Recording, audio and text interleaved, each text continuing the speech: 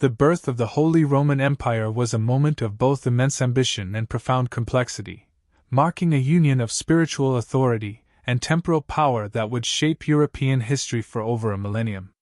Its foundation, in the year 800 CE, was an event deeply entwined with the political machinations, cultural aspirations, and religious convictions of its time. To understand the beginning of this empire is to delve into a world where kings and popes vied for supremacy, where ancient traditions merged with burgeoning Christian ideals, and where the echoes of Rome's grandeur resonated in the ambitions of medieval Europe. At the heart of this story was Charlemagne, the king of the Franks, a ruler whose reign had already transformed the political landscape of Western Europe. By the late 8th century, Charlemagne had carved out a vast domain that stretched from the Pyrenees in the west to the Danube in the east and from the North Sea to the Italian peninsula. His military campaigns were relentless, his conquests unyielding, and his governance meticulous. Yet, despite his dominance, Charlemagne sought something more than territorial supremacy. He sought divine legitimacy, a connection to the legacy of Rome, and the enduring authority that came with it. The context of the Holy Roman Empire's inception was rooted in a fragmented Europe, recovering from the collapse of the Western Roman Empire 3 centuries earlier. The lands that had once been under Roman control were now divided among numerous kingdoms and tribal confederations. The Church, centered in Rome, had emerged as the most stable and unifying institution in this fractured landscape. Yet, the Church itself faced challenges, threats from external forces like the Islamic caliphates and internal disputes over doctrine and authority.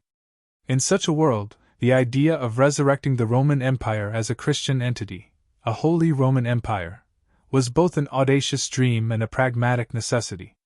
It was Pope Leo III who saw in Charlemagne the ideal candidate to realize this vision. The Pope, besieged by his own troubles in Rome, had been attacked by political opponents and faced accusations that threatened his position. In 799, he fled Rome and sought refuge with Charlemagne in the Frankish court. Charlemagne, ever the shrewd statesman, recognized the opportunity that Leo's plight presented. By offering his support to the Pope, Charlemagne could solidify his relationship with the Church, gain moral authority, and potentially crown himself with the mantle of a Roman emperor, a title that carried immense prestige and implied divine favor. In December of the year 800, the stage was set for an event that would change the course of history. Charlemagne, accompanied by his retinue, arrived in Rome to attend the Christmas Day Mass at St. Peter's Basilica. The basilica, already a symbol of Christian unity and the power of the papacy, was resplendent that day, filled with clergy, nobles, and soldiers. Incense wafted through the air as chants echoed against the marble walls. The atmosphere was one of solemnity and anticipation, though few among the gathered crowd could have foreseen what was about to unfold. As the Mass reached its climax, Pope Leo III approached Charlemagne, who knelt in prayer at the altar. In an act that was both deeply symbolic and politically charged, the Pope placed a golden crown upon Charlemagne's head, proclaiming him Emperor of the Romans. The crowd erupted in acclamation, a moment orchestrated to evoke the grandeur of ancient Rome. With this act, Charlemagne was no longer merely a king of the Franks, he was now an emperor, a ruler who claimed to inherit the mantle of Augustus and Constantine, yet whose empire was sanctified by the Christian faith. The coronation was a profound moment, but it was not without its controversies and ambiguities. For Charlemagne, the title of emperor came with both opportunities and challenges. On the one hand, it legitimized his rule as divinely ordained and placed him above the other monarchs of Europe. On the other hand, it tied his authority to the papacy, creating a complex relationship between the secular and spiritual powers. Charlemagne himself reportedly expressed surprise at the coronation, claiming he would not have entered the basilica had he known of the Pope's intentions. Whether this was genuine or a calculated disavowal to placate critics, it underscored the delicate balance of power that would define the Holy Roman Empire. For Pope Leo III, the coronation was a masterstroke. By crowning Charlemagne, the Pope reinforced the idea that imperial authority derived from the Church. This act not only elevated the papacy's status but also served as a rebuke to the Byzantine Empire, which still claimed to be the true successor of Rome. The relationship between the Byzantine emperors in Constantinople and the popes in Rome had long been strained, and by crowning a new Roman emperor in the West, Leo asserted the independence and supremacy of the Western Church. Yet, the coronation raised questions that would reverberate through the centuries. Was the emperor subordinate to the pope, as the act of crowning implied? Or did the emperor, as a divinely appointed ruler, hold authority over the Church? These tensions between the spiritual and temporal realms would become a defining feature of the Holy Roman Empire, leading to conflicts and compromises that shaped medieval Europe. As Charlemagne left Rome and returned to his court at Aachen, he began to consolidate his new status as emperor. His reign as Holy Roman Emperor marked a period of cultural and intellectual revival known as the Carolingian Renaissance. Charlemagne championed education, standardized legal codes, and supported the creation of illuminated manuscripts, fostering a legacy that extended far beyond his military conquests. Aachen itself became a center of learning and governance, with Charlemagne's palace chapel symbolizing the fusion of Roman, Germanic, and Christian traditions that defined the Holy Roman Empire. The coronation of Charlemagne on that Christmas day in 800 CE was more than an act of political theater. It was a moment that bridged the ancient and medieval worlds. It revived the idea of a united Christendom under a single ruler, even as it laid the groundwork for the political and religious complexities of the medieval era. The Holy Roman Empire would endure for over 1,000 years, a testament to the enduring allure of the Roman legacy and the intertwined ambitions of kings and popes. In its earliest days, the empire was not a clearly defined entity with rigid borders or centralized administration. Instead, it was an evolving concept, shaped by the personalities of its rulers and the shifting dynamics of power in Europe. Charlemagne's coronation was a beginning, a moment that encapsulated both the hopes and the contradictions of an empire that sought to be both holy and Roman, yet was deeply rooted in the Germanic and Frankish traditions of its founders. The early years of the Holy Roman Empire under Charlemagne were defined by the consolidation of power, the establishment of order, and the pursuit of a vision that sought to unite the disparate elements of his vast domain. The newly crowned emperor faced the monumental task of governing a sprawling territory that stretched across much of Western and Central Europe. This was a land of diverse peoples, languages, and customs, where centuries of Roman influence coexisted with the traditions of the Germanic tribes and the emerging power of the Christian Church. Charlemagne understood that ruling such a realm required more than military might. It demanded a cohesive system of governance, a shared cultural identity, and the support of both the nobility and the clergy. His vision for the empire was rooted in the idea of a unified Christendom, where temporal power and spiritual authority worked hand in hand to create a harmonious society. Yet, the path to realizing this vision was fraught with challenges. At the heart of Charlemagne's strategy was the establishment of a strong and centralized administration. He divided his empire into regions known as counties, each governed by a count, who served as the emperor's representative. These counts were responsible for maintaining law and order, collecting taxes, and raising armies when called upon. To ensure their loyalty and effectiveness, Charlemagne appointed missi dominici, or royal envoys, who traveled throughout the empire to oversee the counts and report directly to the emperor. This system, while not without its flaws, was a remarkable attempt to bring consistency and accountability to a fragmented realm. The emperor also sought to codify the laws of his empire, blending Roman legal traditions with Germanic customs. He issued decrees known as capitularies, which covered a wide range of topics, from criminal justice to religious observance. These laws were intended to provide a sense of order and fairness, though their enforcement often depended on the strength of local authorities. Charlemagne's legal reforms reflected his belief in the importance of justice as a cornerstone of good governance. Religion played a central role in the unification of the empire. As a devout Christian, Charlemagne saw himself as a protector of the faith and a leader of Christendom. He worked closely with the Church to promote Christian values and practices throughout his domain. Pagan customs and beliefs, which persisted in many parts of the empire, were actively suppressed. Missionaries were sent to convert the pagan Saxons, Slavs, and other groups, often accompanied by the threat of military force.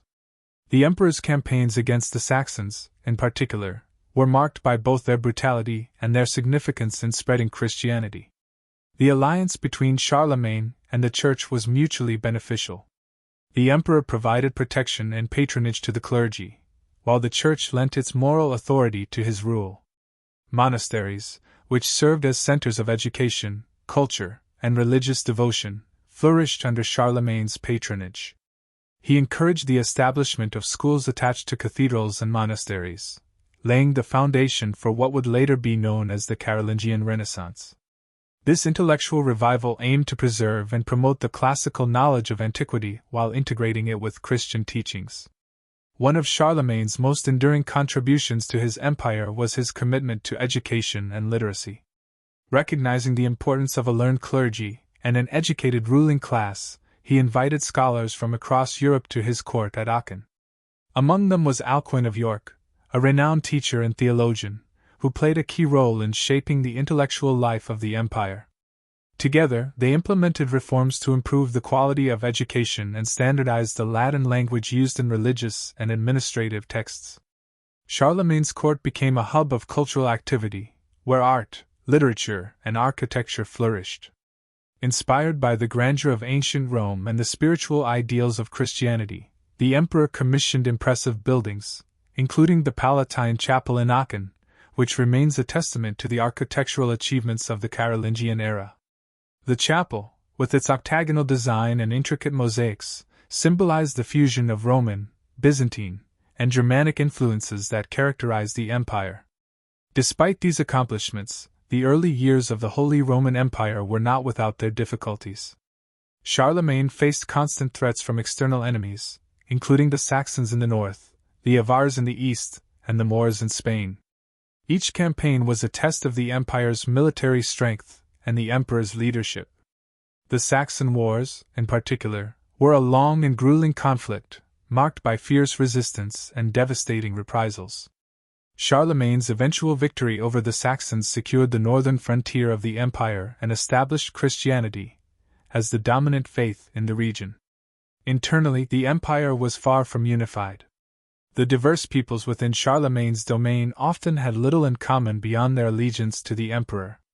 Local identities and loyalties remained strong, and the central government struggled to enforce its authority in remote regions. The challenge of balancing local autonomy with imperial control would persist throughout the history of the Holy Roman Empire. Charlemagne also had to navigate the delicate relationship between the secular and spiritual powers of the empire. While his coronation by Pope Leo III symbolized the unity of church and state, it also raised questions about the nature of their partnership. Did the emperor rule by divine right, independent of the church, or was his authority derived from the pope's blessing? These questions, though largely theoretical during Charlemagne's reign, would later become sources of conflict between emperors and popes. As the years passed, Charlemagne continued to strengthen the foundations of his empire, driven by a vision of unity and order. His reign was marked by relentless energy and a determination to leave a lasting legacy. Yet, he was acutely aware of the fragility of his achievements.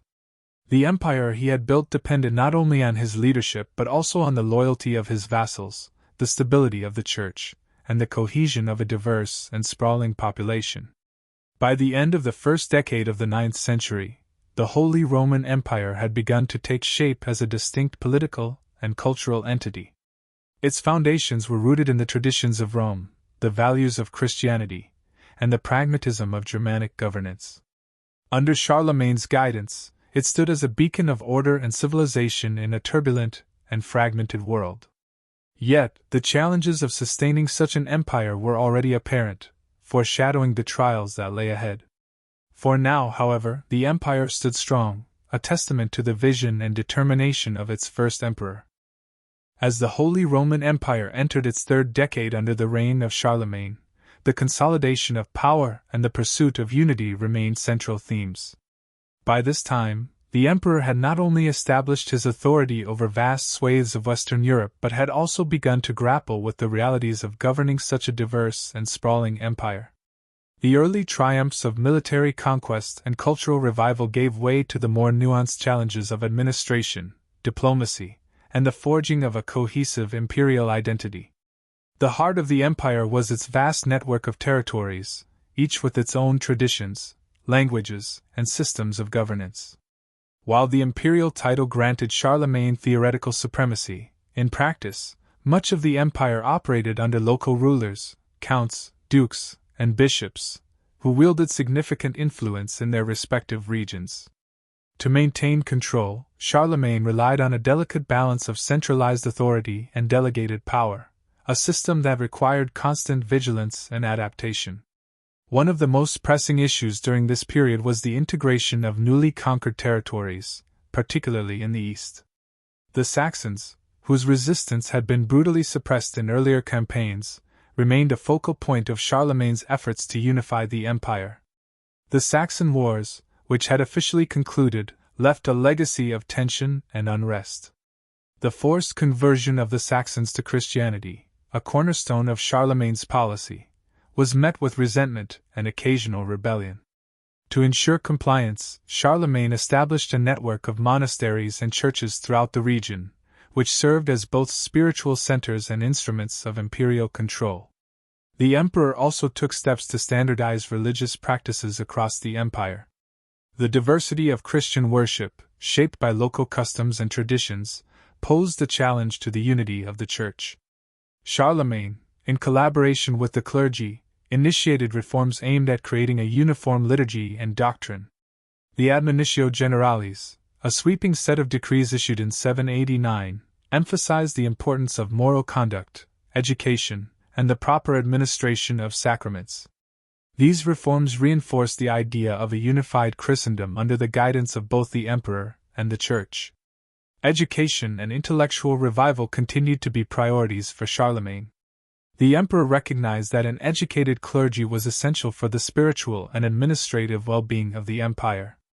He established schools attached to monasteries and cathedrals, where young men were trained in theology, grammar, rhetoric, and other disciplines. The Carolingian minuscule, a standardized script developed during this period, facilitated the copying and dissemination of texts, ensuring the preservation of classical knowledge and the transmission of Christian teachings. Aachen, Charlemagne's capital, became the cultural and administrative heart of the empire. The emperor's palace complex, with its magnificent chapel, served as a symbol of his authority and vision. The Palatine Chapel, inspired by Byzantine and Roman architecture, stood as a testament to the fusion of traditions that defined the Holy Roman Empire. Scholars, artists, and craftsmen from across Europe gathered at Aachen, contributing to the cultural flourishing that became known as the Carolingian Renaissance. Charlemagne's role as a diplomat was as crucial as his role as a warrior. The emperor maintained relations with neighboring powers, including the Byzantine Empire, the Islamic Caliphates, and the papacy. Each of these relationships was fraught with complexities and opportunities. Charlemagne's correspondence with Harun al-Rashid, the Abbasid Caliph, reflected a mutual respect between the two rulers, despite their religious differences. The Caliph's gift of an elephant, named Abul Abbas, became a symbol of this unusual alliance and a marvel throughout the empire. Relations with the Byzantine Empire were more contentious. The Byzantines, who considered themselves the true heirs of the Roman Empire, viewed Charlemagne's imperial title with suspicion. Negotiations and occasional hostilities marked the relationship between the two powers, as they vied for influence in Italy and the Mediterranean. Despite these tensions, Charlemagne sought to position his empire as a legitimate successor to Rome, adopting Roman titles and imagery to bolster his claims. Internally, the empire faced ongoing challenges related to its governance and cohesion. The Missi Dominici, Charlemagne's envoys, played a critical role in maintaining communication between the central authority and the provinces. These envoys, typically composed of a lay nobleman and a cleric, traveled in pairs to oversee the administration of justice, resolve disputes, and enforce imperial decrees. Their presence reinforced the emperor's authority and provided a mechanism for addressing local grievances. The economic foundations of the empire were also a focus of Charlemagne's attention. Agriculture remained the backbone of the economy, with manorial estates serving as the primary units of production.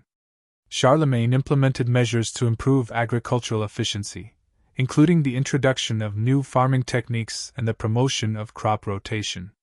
Trade, both within the empire and with neighboring regions, flourished under Charlemagne's reign. Markets and fairs became hubs of economic activity, and the emperor's efforts to standardize weights and measures facilitated commerce. Yet, despite these achievements, the challenges of ruling such a vast and diverse empire began to reveal themselves. The sheer size of the empire made communication and enforcement of policies difficult, particularly in remote regions. Local rulers often pursued their own interests, and the loyalty of the nobility could not always be guaranteed. The question of succession loomed large, as Charlemagne sought to ensure the stability of the empire after his death. As the empire matured, Charlemagne's vision of a united Christendom faced both triumphs and trials. The early foundations of the Holy Roman Empire were laid with a combination of ambition, pragmatism, and faith.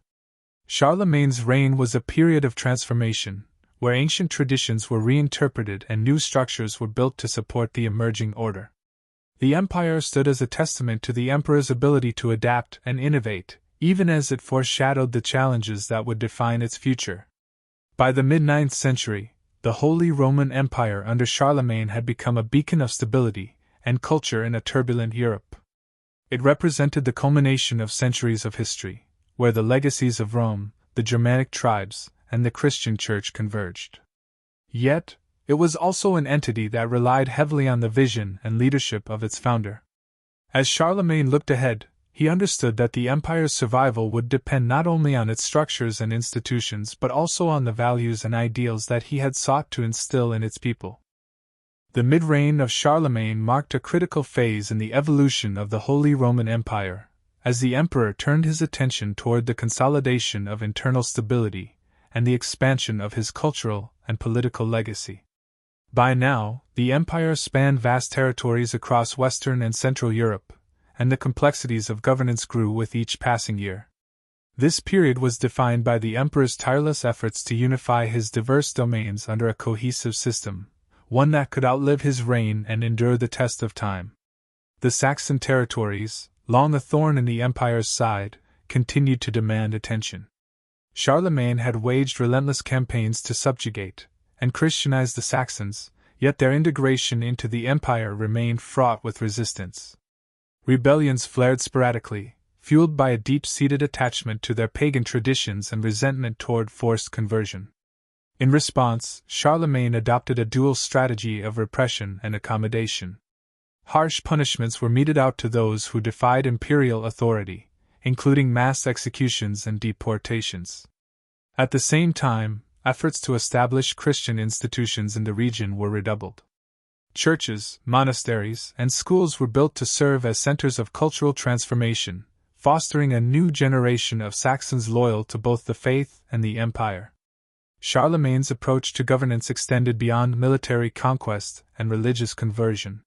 He sought to create a unified legal framework that could bridge the diverse traditions of his empire.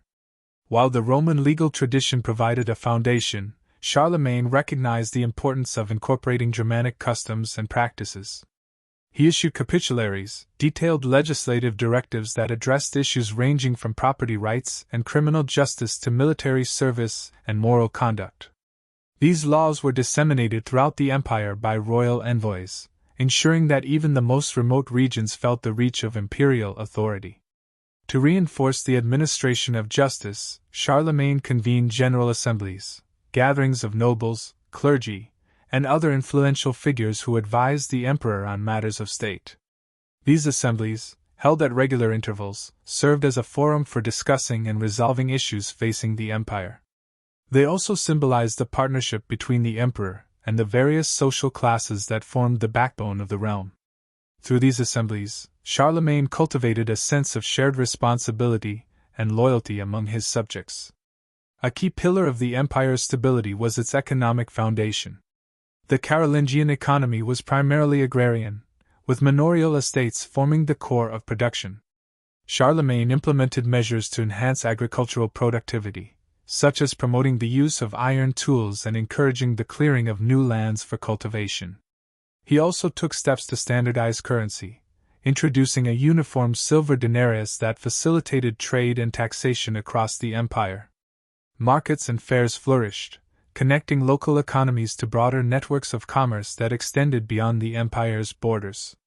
The emperor's vision extended to the cultural and intellectual life of his realm. Charlemagne understood that the strength of an empire lay not only in its armies and laws but also in the minds of its people. The Carolingian Renaissance, a revival of learning and the arts, reached its zenith during this period. Scholars from across Europe were invited to the imperial court at Aachen, where they worked to preserve and expand upon the knowledge of antiquity. Manuscripts were meticulously copied, classical texts were studied, and new works of theology, science, and literature were composed. The standardization of the Latin language, spearheaded by scholars such as Alcuin of York, facilitated communication and education throughout the empire. Charlemagne's patronage of the arts extended to architecture, which flourished under his reign. The emperor sought to emulate the grandeur of ancient Rome, commissioning monumental buildings that reflected the empire's aspirations. The Palatine Chapel in Aachen, with its striking octagonal design and intricate mosaics, stood as a symbol of imperial unity and divine favor. Other churches and palaces were constructed across the empire, each serving as a testament to Charlemagne's vision of a Christian empire rooted in both faith and tradition. Despite these achievements, the challenges of ruling such a vast and diverse territory became increasingly apparent. The emperor's reliance on local counts and dukes to administer his provinces created a delicate balance of power. While these officials were essential to the functioning of the empire, their autonomy sometimes clashed with the central authority. Charlemagne sought to mitigate this by appointing missi dominici, royal agents who traveled the empire to oversee local governance, ensure the implementation of laws, and address grievances. These agents, often a pair consisting of a lay noble and a cleric, acted as the emperor's eyes and ears, maintaining a direct connection between the central government and its far-flung territories. The relationship between the emperor and the church remained a cornerstone of the Holy Roman Empire. Charlemagne viewed himself as a protector of the faith, a role that granted him moral authority and reinforced his legitimacy. The church, in turn, benefited from the emperor's patronage and protection. Bishops and abbots played key roles in the administration of the empire, serving as advisors and intermediaries between the secular and spiritual realms. Monasteries, supported by imperial grants, became centers of education, culture, and economic activity. However, the partnership between Charlemagne and the church was not without its tensions. The emperor's insistence on asserting his authority over ecclesiastical matters sometimes clashed with the independence of the papacy. The question of whether the emperor or the pope held ultimate authority within Christendom remained unresolved, a tension that would resurface in future generations. For now, Charlemagne's skillful diplomacy and the mutual benefits of the alliance kept these tensions in check. As Charlemagne's empire matured, so too did the emperor's vision for its future. He began to think more deeply about the legacy he would leave behind. The issue of succession loomed large, as the unity of the empire depended on the continuation of strong and capable leadership. Charlemagne had multiple sons, each of whom had been granted territories to govern. Balancing their ambitions with the need for a unified empire was a challenge that weighed heavily on the emperor's mind. By the dawn of the 9th century, the Holy Roman Empire under Charlemagne stood as a testament to the emperor's vision, determination, and adaptability. It was an empire that combined the traditions of Rome, the values of Christianity, and the dynamism of Germanic culture. Yet, its strength was also its vulnerability, for it relied heavily on the leadership of its founder. As Charlemagne surveyed the realm he had built, he knew that the true test of the empire's durability would come in the years after his reign. For now, however, the empire stood united, a beacon of order and civilization in a turbulent world. As the Holy Roman Empire advanced through its 2nd century of existence, the structures and institutions that Charlemagne had meticulously crafted began to strain under the weight of their complexity. While the empire's reach had solidified, cracks began to emerge, signaling the challenges of governing such a vast and diverse realm. Scene 5 unfolds during the mid-9th century, a period marked by political intrigue, external threats, and the enduring question of succession, a question that would shape the trajectory of the empire for generations. By this time, Charlemagne's successors faced a task of monumental proportions, preserving the unity and stability of the empire in the absence of its visionary founder. Louis the Pious, Charlemagne's son and heir, had ascended to the imperial throne with a firm commitment to uphold the legacy of his father. However, Louis was a man of a more introspective and devout nature, a ruler whose priorities often leaned towards spiritual matters rather than the relentless assertion of political power. This contrast in leadership style, while reflective of the emperor's piety, posed both opportunities and challenges for the empire. The internal dynamics of the empire were increasingly shaped by the ambitions of Louis's sons, Lothair, Pepin, and Louis the German, each of whom had been granted a share of the empire to govern. This system of partition, rooted in the Frankish tradition of dividing inheritance among heirs, sowed the seeds of division. The delicate balance of power among the brothers was a source of persistent tension, as each sought to expand his influence while safeguarding his inheritance. The underlying question of imperial unity versus regional autonomy became a recurring theme, one that would test the resilience of the empire. Amidst these familial disputes, external pressures mounted. The empire faced incursions from Viking raiders in the north, who targeted the wealth of monasteries and towns along the coasts and rivers. The sudden and ferocious nature of these attacks disrupted trade, strained local defenses, and exposed vulnerabilities in the empire's ability to protect its people. To the east, the Magyars, a nomadic people from the Eurasian steppes, posed a growing threat.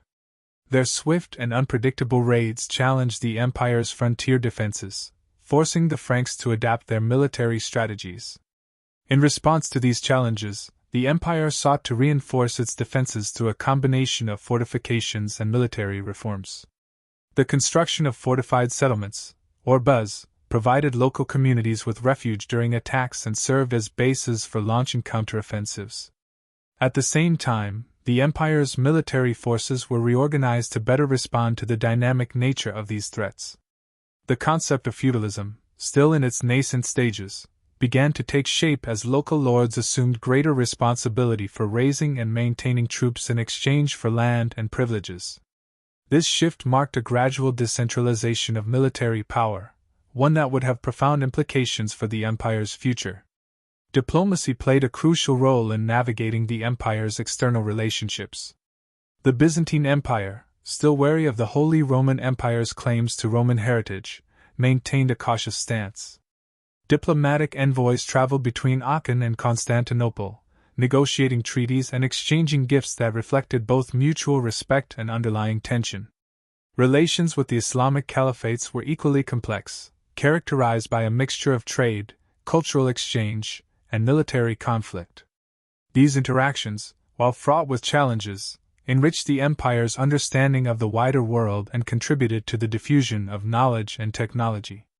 The internal administration of the empire remained a daunting task. The Missi Dominici, established under Charlemagne, continued to play a vital role in overseeing local governance and ensuring the implementation of imperial policies. These royal agents traveled tirelessly across the empire, their presence a reminder of the emperor's authority. Yet, the vast distances and diverse cultures within the empire made it increasingly difficult to enforce centralized control. Local rulers, empowered by their military and economic resources, began to assert greater autonomy, often at the expense of imperial cohesion. Amidst these challenges, the cultural and intellectual revival that had begun under Charlemagne persisted, albeit with diminished vigor. Monasteries remained centers of learning and scholarship, preserving classical texts and producing new works of theology and history. The influence of the Carolingian Renaissance was evident in the continued use of Carolingian minuscule, a script that facilitated the copying and dissemination of knowledge.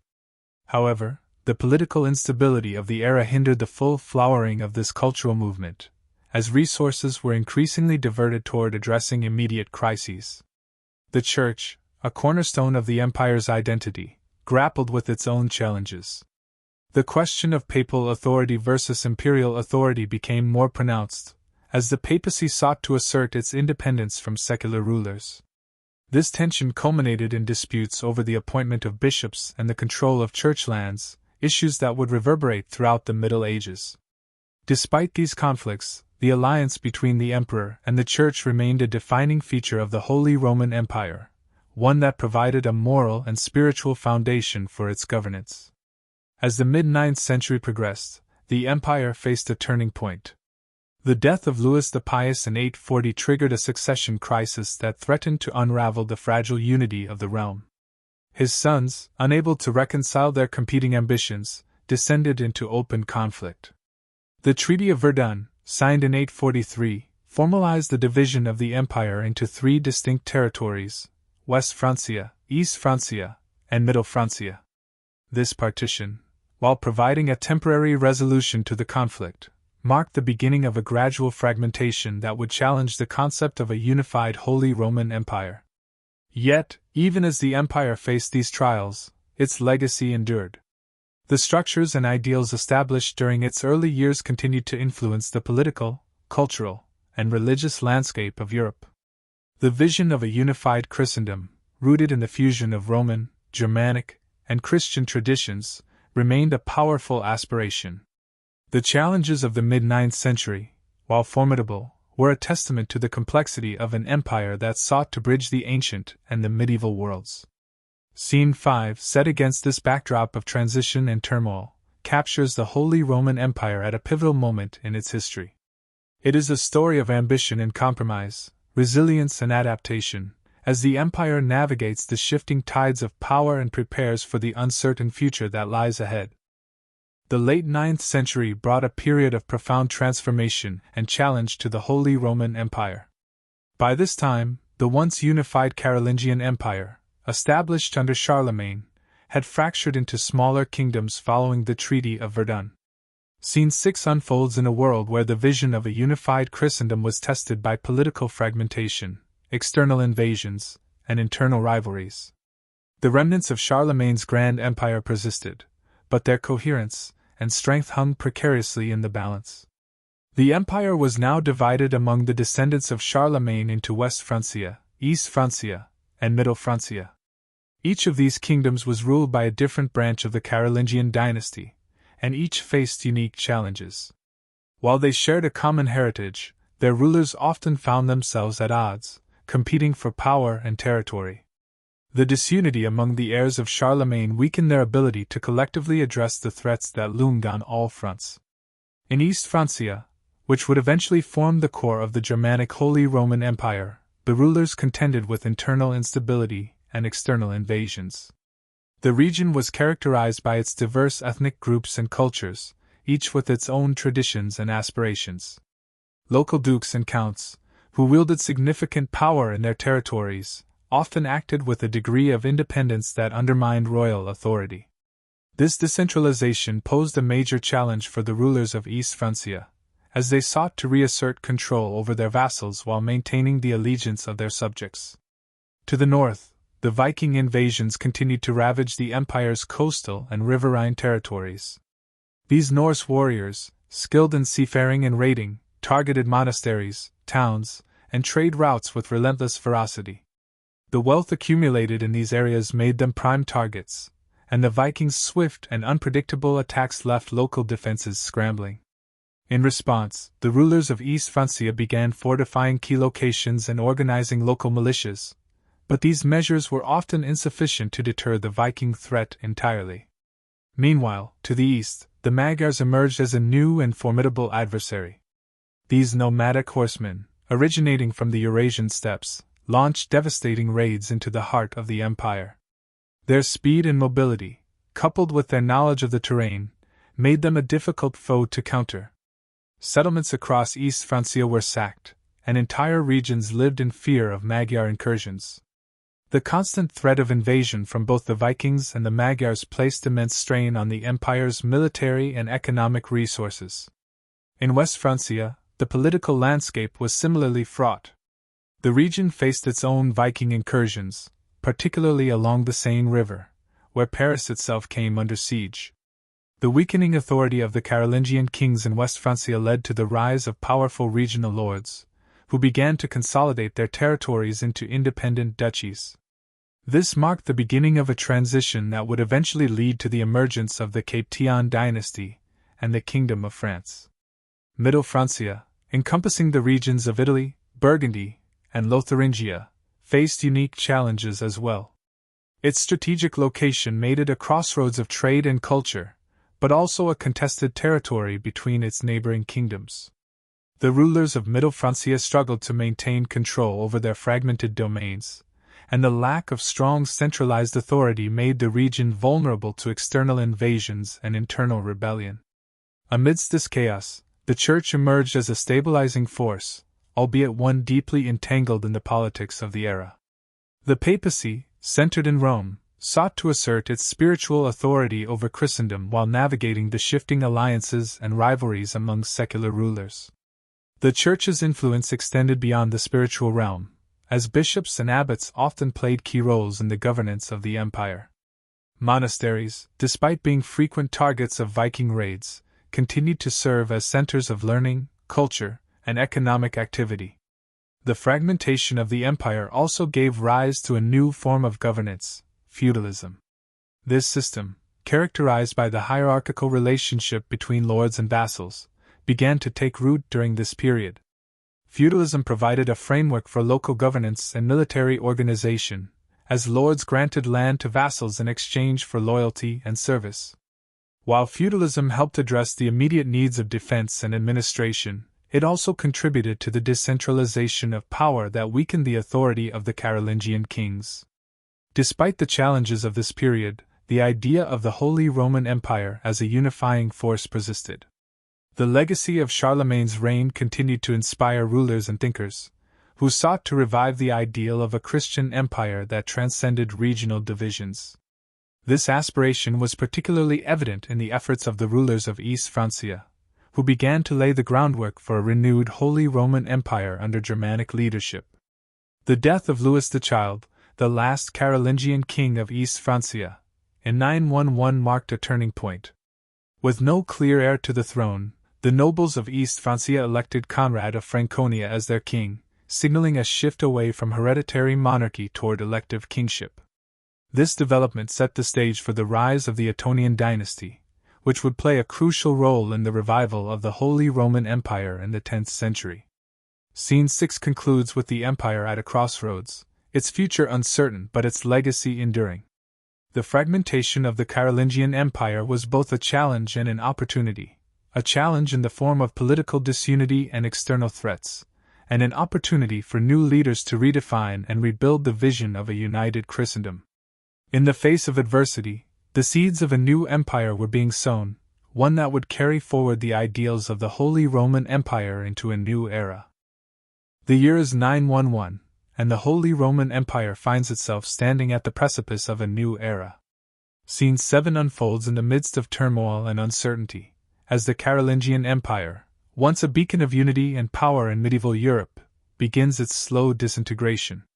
The death of Louis the Child, the last Carolingian ruler of East Francia, marks the official end of the Carolingian dynasty and sets in motion a dramatic shift in the political landscape of the empire. With no direct heir to the throne, the realm of East Francia faces a significant crisis of succession. For several decades, the Carolingian family had been the unchallenged authority over this vast region, but the internal fragmentation of the empire, exacerbated by the Treaty of Verdun, had weakened the central authority.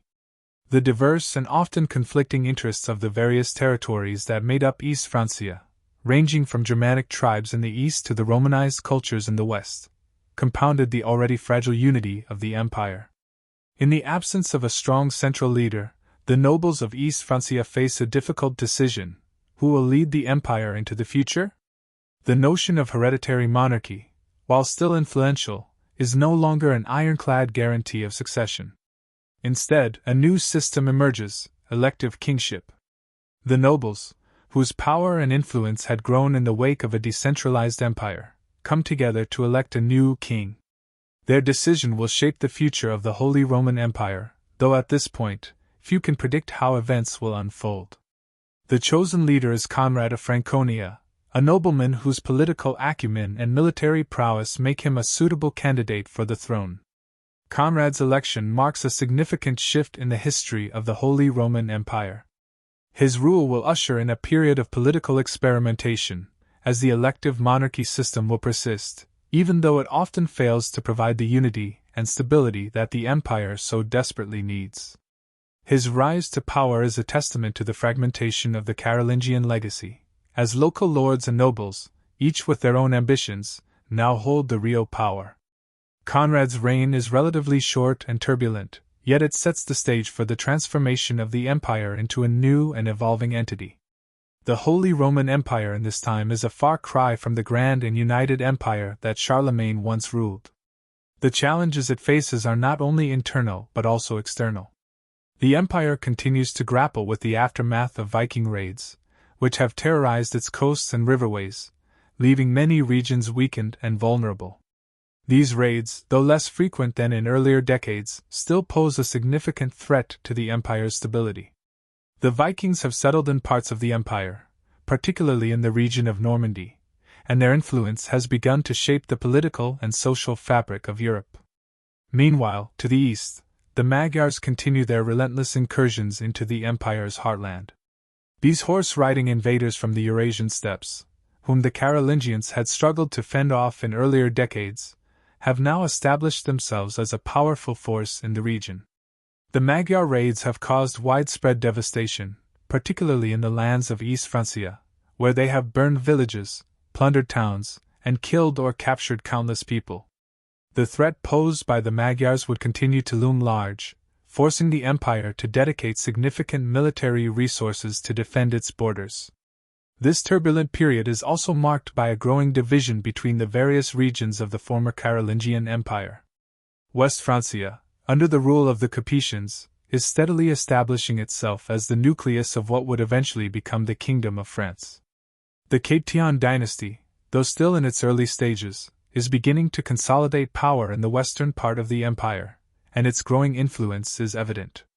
The Capetians' rise represents another significant challenge to the unity of the Holy Roman Empire, as they pursue their own agenda, independent of the Eastern rulers. To the south, in Italy, the situation is no less volatile. The region continues to be a battleground for competing factions, with local Italian nobility vying for power and influence.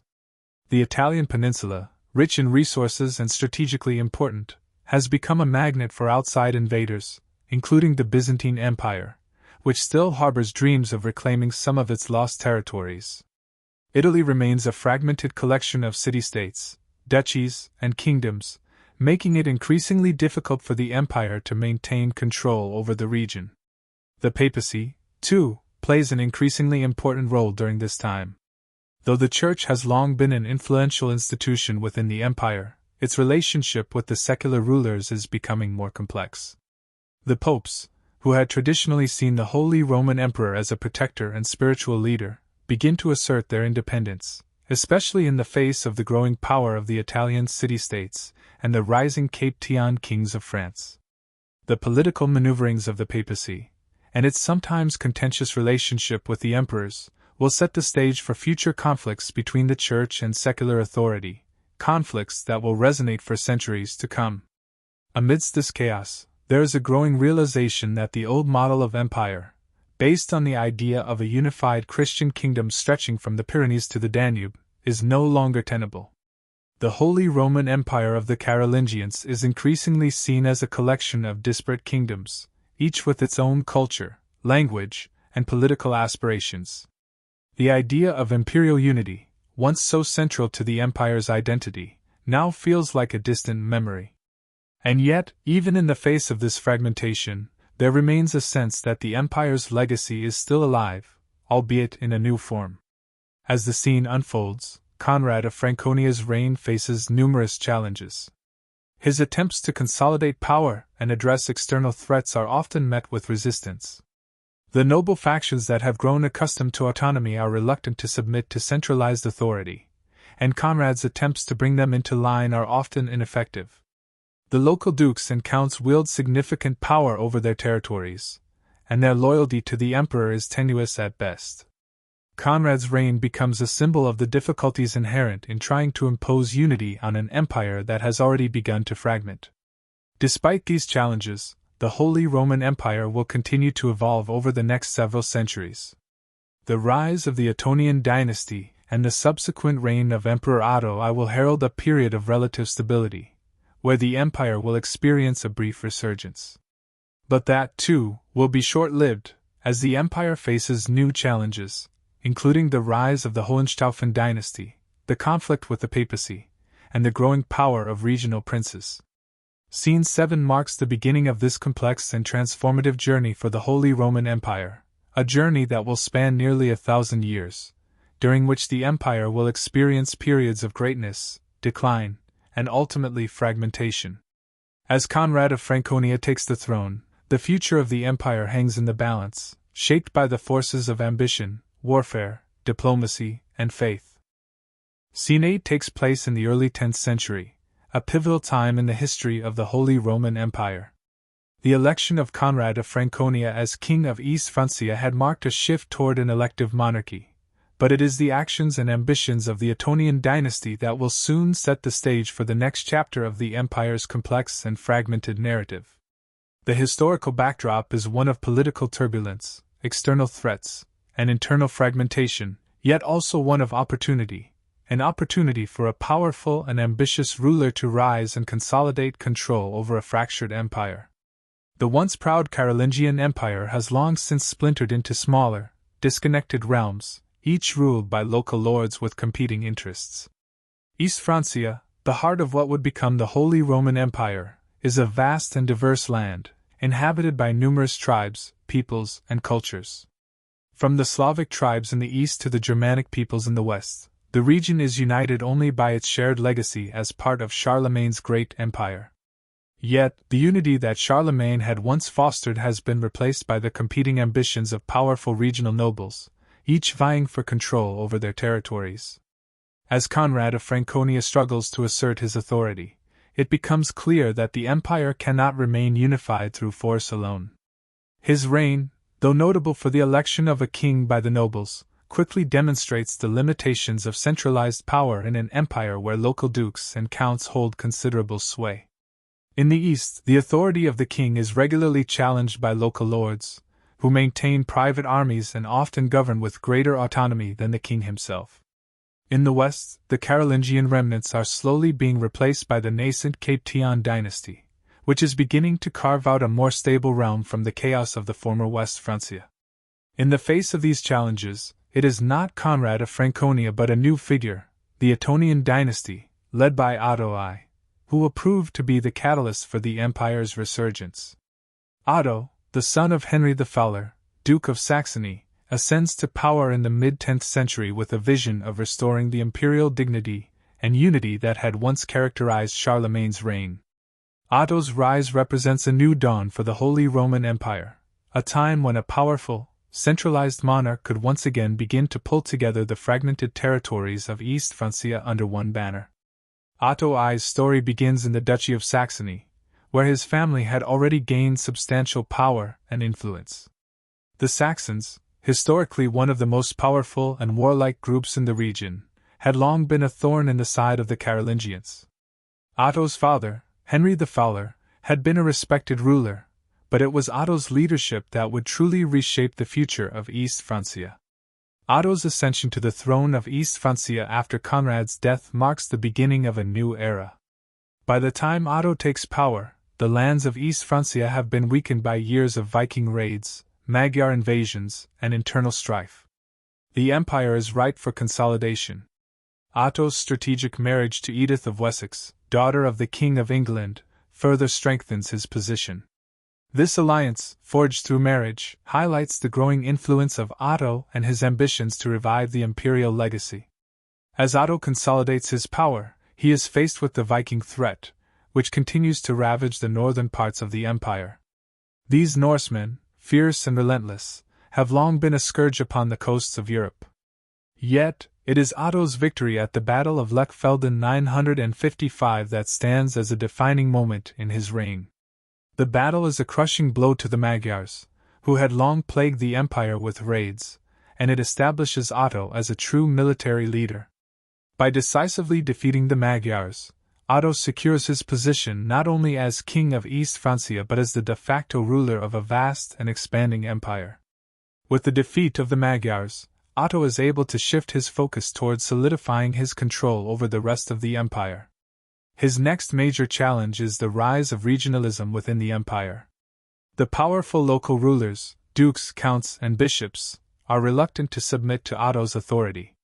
Many have grown accustomed to ruling as semi-independent lords, and they view Otto's ambitions with suspicion. The empire's decentralized nature means that Otto must walk a fine line between asserting royal authority and maintaining the loyalty of his vassals. In a key moment of consolidation, Otto works to gain the loyalty of the Church, securing the support of the Pope and the papacy. Otto's coronation as Holy Roman Emperor in 962 by Pope John XII marks the formal revival of the Holy Roman Empire. This event is significant not only for the symbolic restoration of the imperial crown but also for the power dynamics it establishes.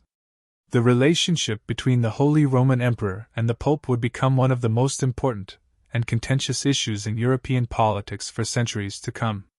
For Otto, the papacy represents both a spiritual and political asset. The Pope's blessing provides him with the legitimacy he needs to challenge the local rulers and unite the disparate regions of the empire. But the power of the papacy also means that Otto must tread carefully, for the Pope's support is not guaranteed and can easily be withdrawn if the emperor oversteps his bounds. This relationship between the crown and the church will come to define much of the empire's political landscape, as successive emperors will have to balance the demands of the papacy with those of their own subjects.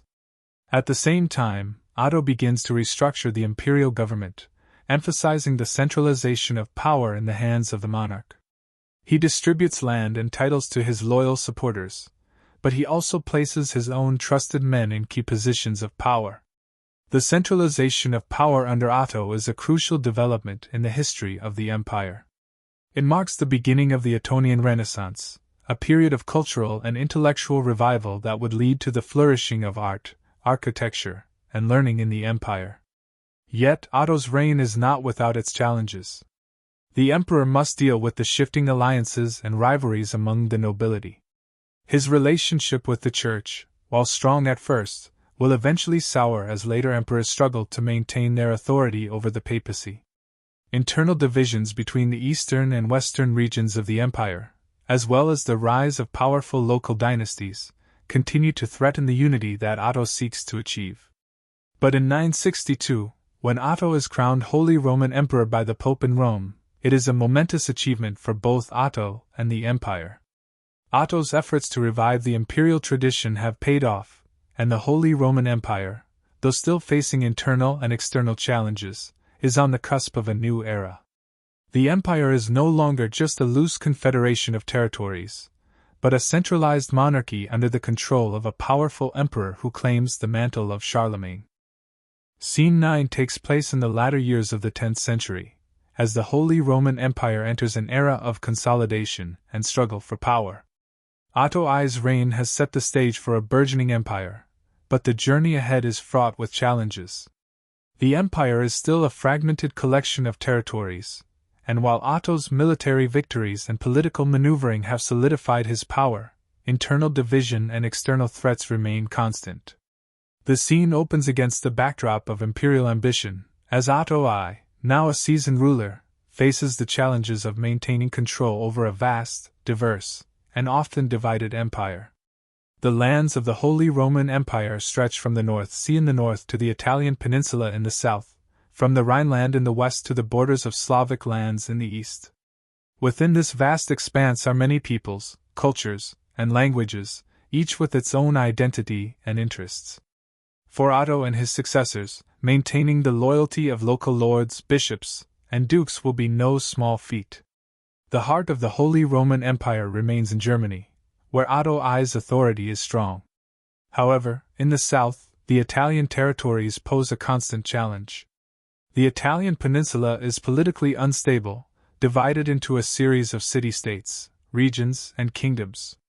The Kingdom of Italy is nominally part of the Holy Roman Empire, but its control is weak. For much of the 10th century, the Italian cities and their rival factions have been at odds with each other, and external powers like the Byzantine Empire and the Muslim states are also threats that complicate the political landscape. Otto I, aware of the importance of securing the southern territories, embarks on a military campaign in Italy. His journey south marks the start of a new chapter in the empire's expansion.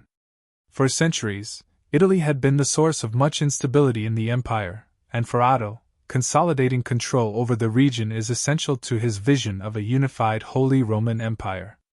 In 961, Otto crosses the Alps, marching his army toward Rome. He is not only bringing his military strength but also the prestige of the imperial crown that he has secured through his relationship with the Pope. As Otto approaches Rome, the scene becomes tense. The Pope, who had crowned Otto as Holy Roman Emperor in 962, is once again an important figure in the unfolding drama. But the relationship between the Pope and the Emperor is fraught with politics. The Papal States, which had been established as an independent entity, are embroiled in their own political struggles, and the Pope is caught between the pressures of local Roman factions and the influence of the Holy Roman Emperor. Otto, aware of the delicate balance of power, presses forward with his plans to assert his influence over the papacy. Upon arriving in Rome, Otto is met with both celebration and resistance. The city itself is a battleground of political factions, with rival families and local lords vying for power. Otto's intervention is a calculated one, as he seeks to secure the papal election and ensure that his influence remains strong within the city. The presence of the Holy Roman Emperor is seen by some as a welcome force for order, while others view it as an unwelcome intrusion. In this charged atmosphere, Otto's soldiers stand guard outside the papal palace, while the emperor himself negotiates with the pope and the local nobility. The tension escalates when Otto, sensing that the pope's authority might be undermined by political rivals, takes matters into his own hands. He deposes one pope who is seen as a puppet of local Roman nobility, and installs a new pope who is more sympathetic to his cause. This marks a key moment in the relationship between the Holy Roman Emperor and the Church. The emperor's right to influence papal elections will become a crucial component of imperial politics for centuries to come. Otto's decision to intervene in the papal succession is not only a demonstration of his power but also a reflection of the shifting dynamics of church-state relations during this period. In the midst of these political maneuvers, Otto's forces continue to confront external threats. The Muslim pirates in the Mediterranean continue to pose a danger to Italian coastal cities, and the emperor's armies are tasked with defending these territories. In the north, the Slavic tribes are still a constant concern. Otto had defeated the Magyars earlier in his reign, but new waves of invasions from the east continue to test the boundaries of the empire. The emperor's attention is divided between the political machinations of Rome and the external military threats that encircle the empire's borders. Despite these challenges, Otto's reign represents a significant turning point in the history of the Holy Roman Empire. His ability to maintain a balance between military conquest and political maneuvering demonstrates his astuteness as a ruler. In Italy, his influence grows, but it remains precarious. While Otto's victory at Lechfeld had secured his empire's borders to the east, the Italian territories remain a complex and volatile theater of war and diplomacy. As the scene unfolds, Otto's forces engage in a series of military campaigns throughout Italy. His ambitions to secure control of the Papal States, the Kingdom of Italy, and the southern territories are hindered by fierce local resistance, but Otto's military might and political acumen allow him to make significant gains. The emperor's presence in Rome also sends a clear message to the Byzantines and other external powers that the Holy Roman Empire is determined to maintain its influence over the Italian peninsula. Through these actions, Otto I establishes the Ottonian dynasty's legacy as a pivotal force in European history. His ability to assert his control over Italy, his relationship with the Pope, and his military successes set the stage for the Holy Roman Empire's continued dominance in European affairs. However, as the scene closes, the complexities of ruling an empire that stretches across multiple territories and cultures are evident. Otto's reign, though marked by significant achievements, is not without its challenges. Political intrigue, shifting alliances, and external threats loom on the horizon. The future of the Holy Roman Empire remains uncertain, but Otto's actions ensure that his legacy will endure for generations. Scene 9 ends as Otto, now firmly in control of the empire, gazes out across the lands he has worked to unite. The challenges ahead are great, but for the moment, he is the master of a revived Holy Roman Empire, a symbol of strength and power in the heart of medieval Europe. Scene 10 takes place at the turn of the 11th century, where the influence of the Holy Roman Empire is beginning to stabilize under Otto I's legacy, but it is a time marked by both accomplishments and significant struggles. Otto's success in securing his empire, consolidating power in Italy, and forming a critical relationship with the Church would leave an indelible mark on the future of the Holy Roman Empire.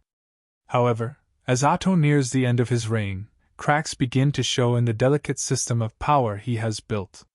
The year is 1000, and the empire stands at a crossroads. Otto I, once hailed as the architect of the Holy Roman Empire's resurgence, has passed his imperial vision to his son, Otto II, a young and ambitious ruler. The scene opens with a deep focus on the shifting dynamics within the empire. While Otto I's leadership brought relative stability, the future is uncertain. Otto II must navigate the complicated web of noble allegiances, external threats, and internal ambitions that have long been the hallmark of the empire's turbulent history. As Otto II takes the throne, the first scene is set against the backdrop of imperial courts in Germany. The emperor sits on a raised dais, his youthful features marked with the tension of his new responsibilities. Otto II's reign begins with promise. His father's conquests and alliances have created a solid foundation upon which to build, but there is no shortage of obstacles to overcome. The emperor's court is filled with high-ranking bishops, noblemen, and military commanders, each vying for their influence over the future direction of the empire. Otto II has learned that in the Holy Roman Empire, power is not just about military conquest, it is about navigating complex alliances and playing the dangerous game of court politics. As the emperor listens to the reports from his advisors, he learns of unrest in the far reaches of the empire. In the north, the Danish and Slavic peoples are pushing against the empire's borders, testing the limits of Otto II's military strength. In the south, the Italian territories, though nominally part of the Holy Roman Empire, are a constant source of tension. The Papal States remain a vital piece of the empire's political structure, but they are far from a stable ally. Otto II, unlike his father, has yet to establish his firm control over Rome, and he knows that any instability in Italy could reverberate throughout the empire. The scene transitions to a view of the Italian peninsula. Otto II, having inherited his father's imperial vision, understands the importance of securing the southern territories, not just for the empire's territorial integrity but also for the prestige of the throne.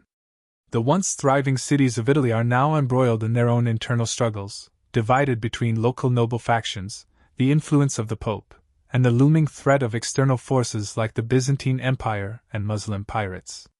Otto II, having inherited a legacy of imperial intervention in Italy, prepares to follow in his father's footsteps by attempting to restore order to the region. The emperor's advisors urge him to take swift action. While Otto II's heart lies in securing Italy, he is also mindful of the empire's internal fractures. The lands of Germany are not united in their allegiance to the emperor. The local dukes and bishops hold significant power, and the empire's decentralized nature often leads to infighting. Otto II must find a way to balance the demands of the noble houses in the north while maintaining the loyalty of the papacy and securing the imperial influence in Rome. His leadership, much like that of his father, will be tested by the tensions between the desire for greater unity and the persistence of regional independence. The emperor's thoughts are interrupted by a messenger bearing news from the east. The Magyars, a nomadic group of warriors from the Carpathian Basin, have begun to stir once more. Their incursions into Germanic territories and the threat of an invasion cannot be ignored. Otto II knows that a new war with the Magyars could cost the empire dearly.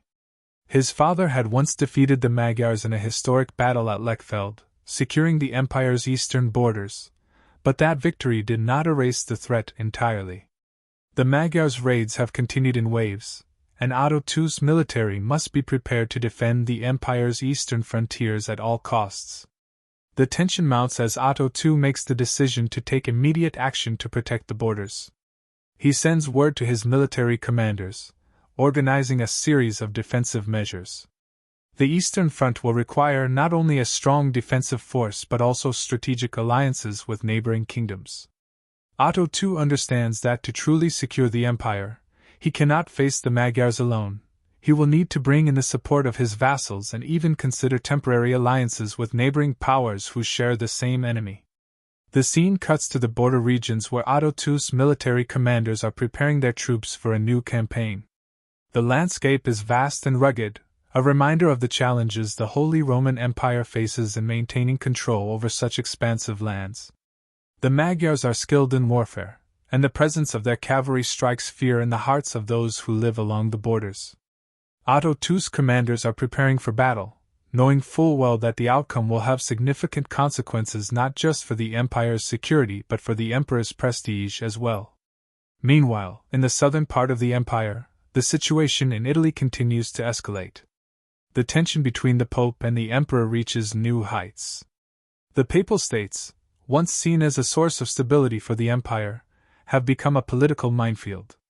The Pope, who had once been Otto I's ally, now faces opposition from powerful Italian factions who are determined to assert their independence. The Emperor's influence in Rome is precarious at best, and Otto II knows that he must act quickly to avoid losing control of the papal election. As Otto II prepares for battle in the east and anticipates the delicate diplomacy required in Italy, he is reminded that the empire's future is uncertain. The Holy Roman Empire, though founded on the idea of imperial unity, has always been a complex and fragmented entity. The emperor's power rests not only on military might but on his ability to manage relationships with local nobles, the church, and foreign powers. Otto II's leadership will ultimately be defined by his success or failure in navigating this complicated network of alliances and rivalries. The scene closes with Otto II, sitting alone in his chambers, contemplating the future of the empire. His father's achievements have set a high bar, and the weight of the imperial crown presses heavily on his shoulders. Otto II knows that the challenges before him are great, but he is determined to rise to the occasion. Whether in the battlefields of the East or the political struggles in Italy, the emperor's reign will test the strength of the Holy Roman Empire's legacy. In this moment of reflection, Otto II is reminded of the legacy of Otto I, who had laid the foundation for the Holy Roman Empire's rise to power. Yet, as the empire faces internal divisions, external threats, and political intrigue, the scene ends with the realization that no ruler can ever fully control the empire's fate. The future of the Holy Roman Empire is a question that will remain unanswered, for each generation must find its own way to navigate the complexities of power, politics, and war. The year is 1030, and the Holy Roman Empire stands on the precipice of another momentous era. Otto II, the emperor who once carried the legacy of his father Otto I, has now passed, leaving behind a tumultuous empire, riven with internal divisions, external pressures, and the gradual erosion of imperial authority. The vast territories of the empire are still fragmented, each piece held by powerful local lords, bishops, and kings. Their loyalty is fickle, and the emperor's strength is no longer what it once was. The scene begins with a sense of uncertainty that looms over the empire, setting the stage for a new phase in its long and storied history. The scene opens on the imperial court in Germany, where the young Heinrich III, Otto II's successor, has ascended to the throne. Heinrich III is only a boy, and though he bears the title of Emperor of the Holy Roman Empire, the reality of the situation is far from glorious. The empire, though vast in its geographical spread, is fractured, and the power of the emperor has dwindled. The court, which was once a center of immense political influence, now feels like a place of uncertainty. The air is thick with political maneuvering, as advisors and nobles, eager for their share of power, surround the young emperor. His regents, while powerful, are starting to show signs of division, and the lords of the German duchies are becoming increasingly assertive in their demands for autonomy. Amid the tensions in the court, Heinrich III sits, a boy crowned with a heavy burden. His mother, the Empress Agnes, and a council of advisors, govern the empire on his behalf. However, The boy emperor's rise is not without controversy. Many nobles question the legitimacy of his reign, given his youth and the instability that followed Otto II's death. Heinrich's position is precarious, and despite the outward appearance of imperial strength, the empire faces internal turmoil. In this scene, we see Heinrich III, now a young man, standing in the imperial throne room. His eyes are solemn, for he is well aware of the struggles ahead. The walls of the throne room, lined with the banners of the various German duchies, are a reminder of the decentralized nature of the empire. Each banner represents a powerful noble family, some loyal, others more interested in asserting their own power. Heinrich knows that while his title as emperor gives him nominal authority, the true power lies with the men who control the land, the ones who sit at the high tables of their respective courts. In the distance, news of unrest from the empire's borders arrives. Hungarian raiders, once kept at bay, have now begun to encroach once again on the eastern frontiers. Their raids are swift and devastating, undermining Heinrich's attempts to assert imperial control over the region. As the emperor contemplates the situation, he is reminded of his father's great victory over the Magyars at Lechfeld, and the critical role that military power plays in holding the empire together. But Heinrich's army is not as formidable as Otto I's, and the emperor faces the dilemma of how to raise sufficient forces to push back the invaders. The Hungarian threat is not just a military issue, it is a challenge to the very identity of the Holy Roman Empire, which had once established its dominance over the eastern lands. As the young emperor ponders his next move, his thoughts turn to the ever-present power of the Church. The papacy, though once firmly under the thumb of the emperor, is now becoming a contentious issue. Pope Benedict IX, seated on the papal throne in Rome, is an unsteady figure. His reign is marked by controversy and corruption, and he is not the strong, unified force that Otto I had once negotiated with. The relationship between the emperor and the pope is strained, and it becomes clear that the emperor's ability to maintain control over the papacy will be critical in asserting his authority. In the Italian territories, local power struggles intensify. The Papal States remain an area of contention, as the powerful Roman nobles continue their struggle for dominance. Pope Benedict IX, caught in the web of intrigue, finds his authority increasingly challenged by the local factions. The emperor's control over Rome is slipping, and in the background of this turmoil, the ongoing conflict between the papacy and the Holy Roman Emperor intensifies. Heinrich's advisors urge him to act swiftly, but the young emperor's lack of experience in managing such a delicate relationship with the Church weighs heavily on him. The political and military situation in the eastern provinces is no better. Slavic tribes and Bohemian nobles in the east are testing the empire's borders, taking advantage of the emperor's weakened position. Heinrich's reign is marked by attempts to negotiate with these peoples, offering promises of alliances and land in exchange for peace. Yet these tribal groups are fiercely independent and reluctant to bend to imperial authority. As Heinrich looks over maps of his eastern territories, he realizes that holding these lands may require more than just negotiation. It will require military intervention. But with his military stretched thin across so many fronts, Heinrich struggles to figure out where to focus his efforts. Meanwhile, back at the imperial court, the scene shifts to a gathering of the German aristocracy. The noble families, long used to a measure of independence, are beginning to push back against the emperor's rule. The dukes of Bavaria, Saxony, and Franconia have always wielded great influence, and the ongoing feudal fragmentation of the empire has allowed them to gain significant autonomy. In this tense moment, the nobles question Heinrich's leadership, demanding more power over their own territories.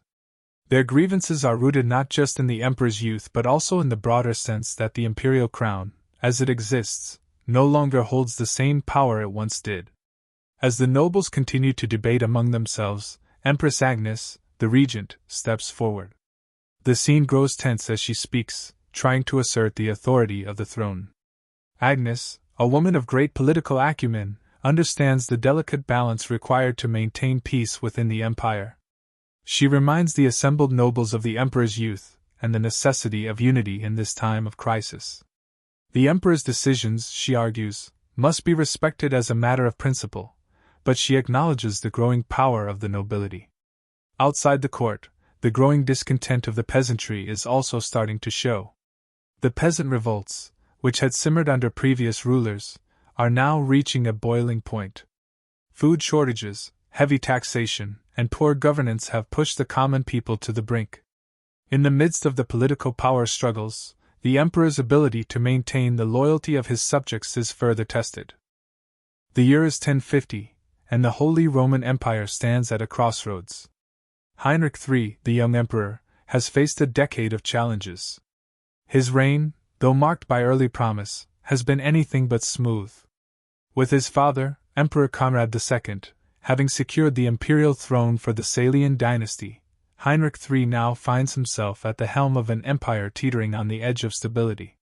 Yet the weight of responsibility presses on him in ways he could never have imagined as a child.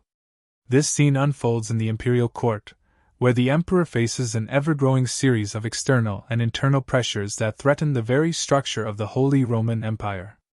The scene opens in the imperial palace in Augsburg, where Heinrich III is seated at the head of a grand table, surrounded by his regents, advisors, and a gathering of the empire's most influential nobles. The royal court is tense, an air of uncertainty hanging in the air. The young emperor's face is serious, as his advisors present him with a new round of reports from the empire's borders. From the Bohemian lands to the distant reaches of Italy, from the threat of the Hungarian incursions in the east to the increasing instability in Rome, the empire faces a daunting array of problems. The empire's reach, once far and wide, now seems fragile and vulnerable. Heinrich's brow furrows as he listens to his ministers, each one offering their own counsel. Some urge military intervention, while others recommend diplomacy. His thoughts are interrupted by Bishop Boniface, a senior advisor and one of the most powerful figures in the Holy Roman Empire. The bishop, a man of the church, speaks with authority, advocating for more control over the ecclesiastical matters in the empire. Boniface's influence is vast, and he serves as the mediator between the emperor and the powerful papacy that has grown in prominence since the time of Otto I.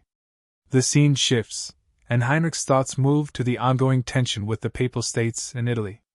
For centuries, the empire and the papacy have shared an uneasy relationship, one that has seen alliances forged and broken, power struggles over the city of Rome, and the control of the papal territories. But under Pope Leo IX, the papacy is growing in strength, pushing back against imperial authority, claiming spiritual supremacy over the emperor. Pope Leo's reforms, focused on church independence and clerical celibacy, threatened to undermine the emperor's control over religious appointments, an issue that has long been a point of contention between the Holy Roman Empire and the Church. A moment of tension arises when Heinrich speaks, his voice calm but filled with a sense of determination. "The Church is important," he begins, "but it cannot rule the empire. I must preserve the power of the throne, or else the empire will fall into chaos." At this, Bishop Boniface looks at the emperor, his eyes narrowing slightly. "Your Majesty, it is not the throne that will sustain the empire but the blessings of the Church. If we push the Pope too far, we risk excommunication, and that would fracture the empire. You must tread carefully." Heinrich, though still young, has a fire within him, a sense of duty to protect the Holy Roman Empire. "I understand the need for the Church," he replies, "but I will not allow the papacy to dictate the empire's fate. I will negotiate with Pope Leo, but I will not bow to his every demand." The tension in the room is palpable as the emperor and his advisor continue their exchange. The stakes are high, and Heinrich knows that a confrontation with the papacy could have dire consequences. The delicate balance between secular and spiritual power is at risk, and the outcome will define not just the future of the Holy Roman Empire, but the entire structure of European politics for generations to come. As the meeting breaks up, Heinrich walks alone through the palace corridors. His mind races as he contemplates the situation. The emperor knows that he must act decisively if he is to secure the future of the empire. But his thoughts are interrupted by a messenger, a young man who hurries toward him with urgent news. The messenger kneels before the emperor and presents a letter sealed with the Byzantine insignia. Heinrich opens it and reads the words written by Emperor Constantine IX of the Byzantine Empire. "Your Imperial Majesty," the letter begins. I have learned of your struggles with the papacy, and I see an opportunity for our two empires to forge a lasting alliance. The threats from the east, the Magyars and Slavs, cannot be ignored. Together, we may stand stronger against these enemies. Let us meet and discuss terms. Heinrich considers the letter carefully. The Byzantine Empire, though once a powerful force, has seen its own troubles. The tension between the Eastern and Western Christian worlds has often been a source of conflict, but now, with both empires facing threats from the East, there may be a chance to create a meaningful alliance. An alliance with the Byzantines would add considerable strength to Heinrich's position, but it would also come with its own set of challenges. The Holy Roman Empire has long been a rival to the Byzantine Empire, especially in the struggle for control over Italy and the Papal States. How would the Pope react to such an alliance? Would it strengthen Heinrich's position, or would it lead to even more political instability? The scene shifts to a distant battlefield. The Magyars are on the move again, raiding the eastern borders of the Holy Roman Empire. The constant threat of these raids has stretched Heinrich's military forces thin. The emperor, caught between defending his eastern borders and managing the internal political situation, finds himself in a precarious position. The Magyars are a formidable force, their raids swift and brutal, and they have been plundering the lands of Bavaria and Saxony with impunity. Heinrich's commanders have sent urgent pleas for reinforcements, but the emperor knows that he must choose his battles wisely. Should he focus on the military threat in the east, or does the greater danger lie in the political fragmentation within his own lands? The tension grows as Heinrich makes his decision. He calls for his military commanders, instructing them to gather forces and prepare for a campaign against the Magyars. His mind is set, but the cost of war is high, and the emperor wonders whether he can maintain the fragile unity of the empire in the face of such pressures. As the scene progresses, the emperor's internal turmoil becomes evident. He moves between the chambers of his palace, consulting with his advisors, his bishops, and his military commanders. The young emperor is caught between conflicting loyalties, between the church, the nobility, and his own sense of duty to the empire. His struggle for control over the empire and his negotiations with the papacy become central themes, setting the stage for an intense political and military struggle. At this moment, Heinrich is reminded of the legacy of his ancestors, Conrad II, Otto I, and others who had shaped the Holy Roman Empire into a force to be reckoned with. But he also understands the precarious nature of imperial rule. Power, in the Holy Roman Empire, has never been easily centralized, and every emperor must contend with the fractious nature of his lands. The scene concludes with Heinrich, standing alone on the balcony of the palace, gazing out at the sprawling lands of his empire. The sun is setting, casting long shadows over the landscape. The emperor reflects on the many challenges ahead, the balance between power and humility, military strength and diplomacy, loyalty and ambition. He understands that the road ahead will not be easy, but his resolve is unwavering. The future of the Holy Roman Empire rests in his hands, and he must do whatever it takes to protect it, even if it means facing difficult decisions that will define his legacy for generations to come. As the scene fades, Heinrich turns back into the palace, ready to confront the challenges ahead, determined to prove that he is more than just a boy emperor. The fate of the empire, and perhaps the future of Europe itself, lies in the decisions he will make. The year is now 1075, and the Holy Roman Empire is in turmoil. Heinrich IV, the emperor, has come of age and is faced with the harsh realities of power, both within his empire and on the international stage. The papacy, under Pope Gregory VII, has grown increasingly assertive, leading to one of the most significant and bitter conflicts in European history, the investiture controversy. This ideological and political struggle over the appointment of bishops and abbots threatens not only the stability of the empire, but the very fabric of Christian Europe. The empire, which has struggled to maintain its unity throughout the centuries, now faces the greatest test of its power and authority. The scene opens in the grand hall of the imperial palace in Goslar, where Emperor Heinrich IV is seated at a long, wooden table, flanked by his closest advisors and military commanders. The weight of the imperial crown is heavy on his head, and the burden of leadership is becoming increasingly unbearable.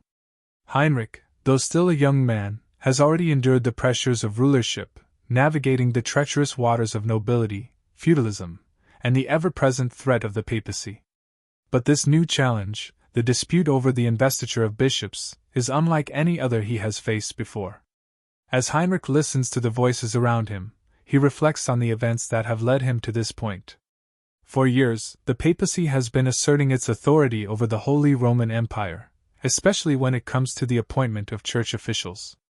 The Pope, as the spiritual head of Christendom, claims that only the Church should have the power to appoint bishops and abbots. Heinrich, however, sees this as an affront to his power as emperor, for the bishops and abbots are not just religious leaders, they are also powerful political figures who control vast lands and wealth within the empire. To lose control over these appointments would weaken his authority and further fracture the unity of the realm. The tension in the room is palpable as Heinrich addresses his council. His voice is steady, but beneath it lies a simmering frustration. The Church has no right to dictate the affairs of my empire. The bishops and abbots are under my rule, and I will appoint them as I see fit. The Pope must understand that I will not yield to his demands. One of his closest advisers, Count Otto of Northeim, a loyal supporter of Heinrich, leans forward, his face etched with concern. Your Majesty, the Pope is not a man to be trifled with. Gregory VII has already excommunicated a number of bishops and even some nobles who have sided with you. He commands the loyalty of many across Christendom.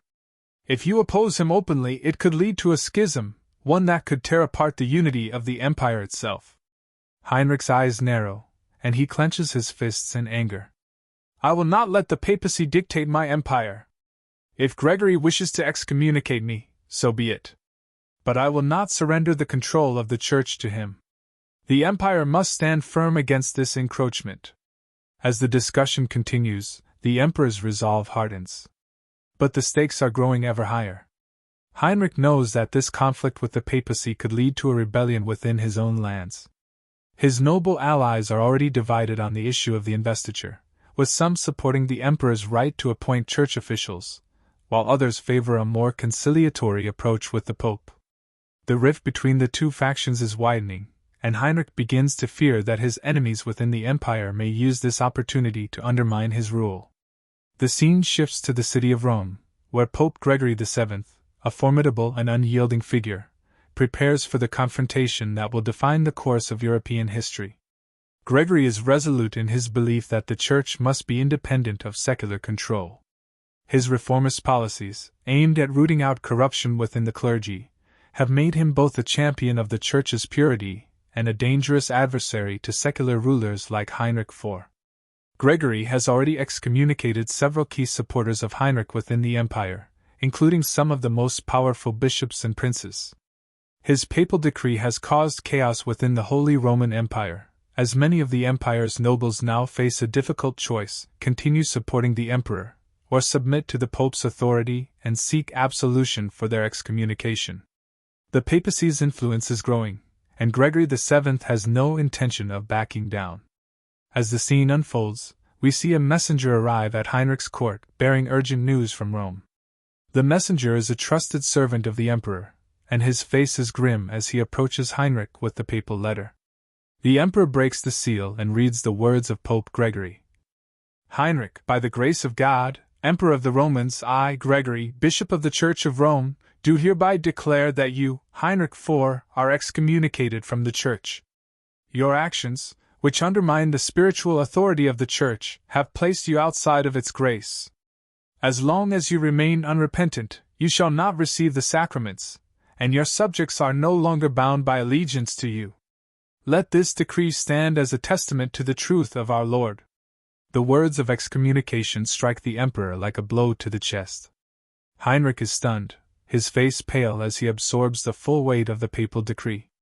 He has been cast out from the grace of the Church, the institution that has always held immense power in Christendom. The emperor knows that this excommunication not only weakens his religious legitimacy but also emboldens his rivals within the empire and across Europe. If he does not act quickly, he risks losing everything: his throne, his authority, and his very position as the ruler of the Holy Roman Empire. As Heinrich looks up from the letter, his advisors exchange worried glances. Count Otto speaks first, his voice cautious but firm. Your Majesty, this is a direct challenge to your authority. The Pope has declared you an enemy of the Church. This will inspire rebellion among the nobility, especially those who have already wavered in their loyalty to you. You must decide how to respond. Heinrich rises from his throne, his face flushed with anger. I will not be cowed by the Pope. I will march to Rome if I must. I will meet Gregory face to face, and I will make him understand that I am the Emperor. The Church will not dictate my empire. The tension is thick in the room as Heinrich's determination solidifies. But his heart is heavy with the knowledge that the confrontation with the papacy is inevitable.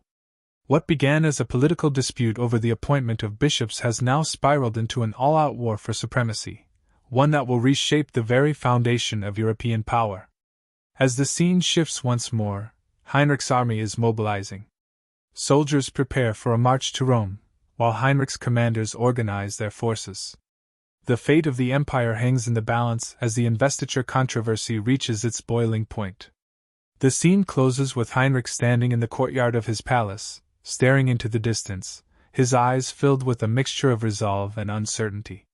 The road ahead is fraught with danger, but Heinrich knows that he must take action, for the soul of the Holy Roman Empire, and his own legacy, rests on the choices he makes in the coming days. The Emperor's thoughts are interrupted by the sound of marching feet, and he turns to see his army assembling before him. The time for diplomacy has passed. Now, the time for war has come. The year is 1077. The snow falls heavily across the landscape, blanketing the countryside with a thick white layer.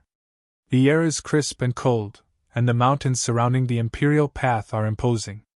The once vibrant forest that lined the roads now looks dark and desolate under the weight of winter. It is a stark reminder of the turmoil that has gripped the Holy Roman Empire.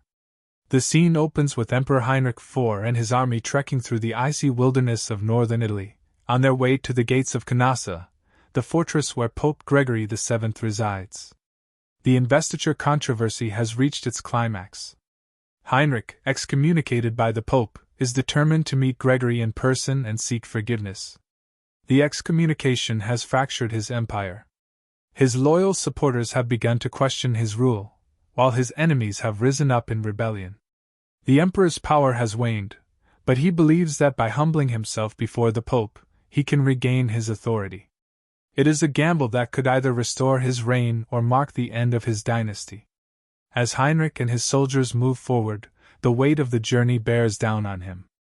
Count Otto, his most trusted advisor, rides alongside him. The two men are silent for a time, lost in their thoughts as they make their way through the bitter cold. Finally, Count Otto speaks. Your Majesty, I must ask, are you certain about this course of action? To humble yourself before the Pope.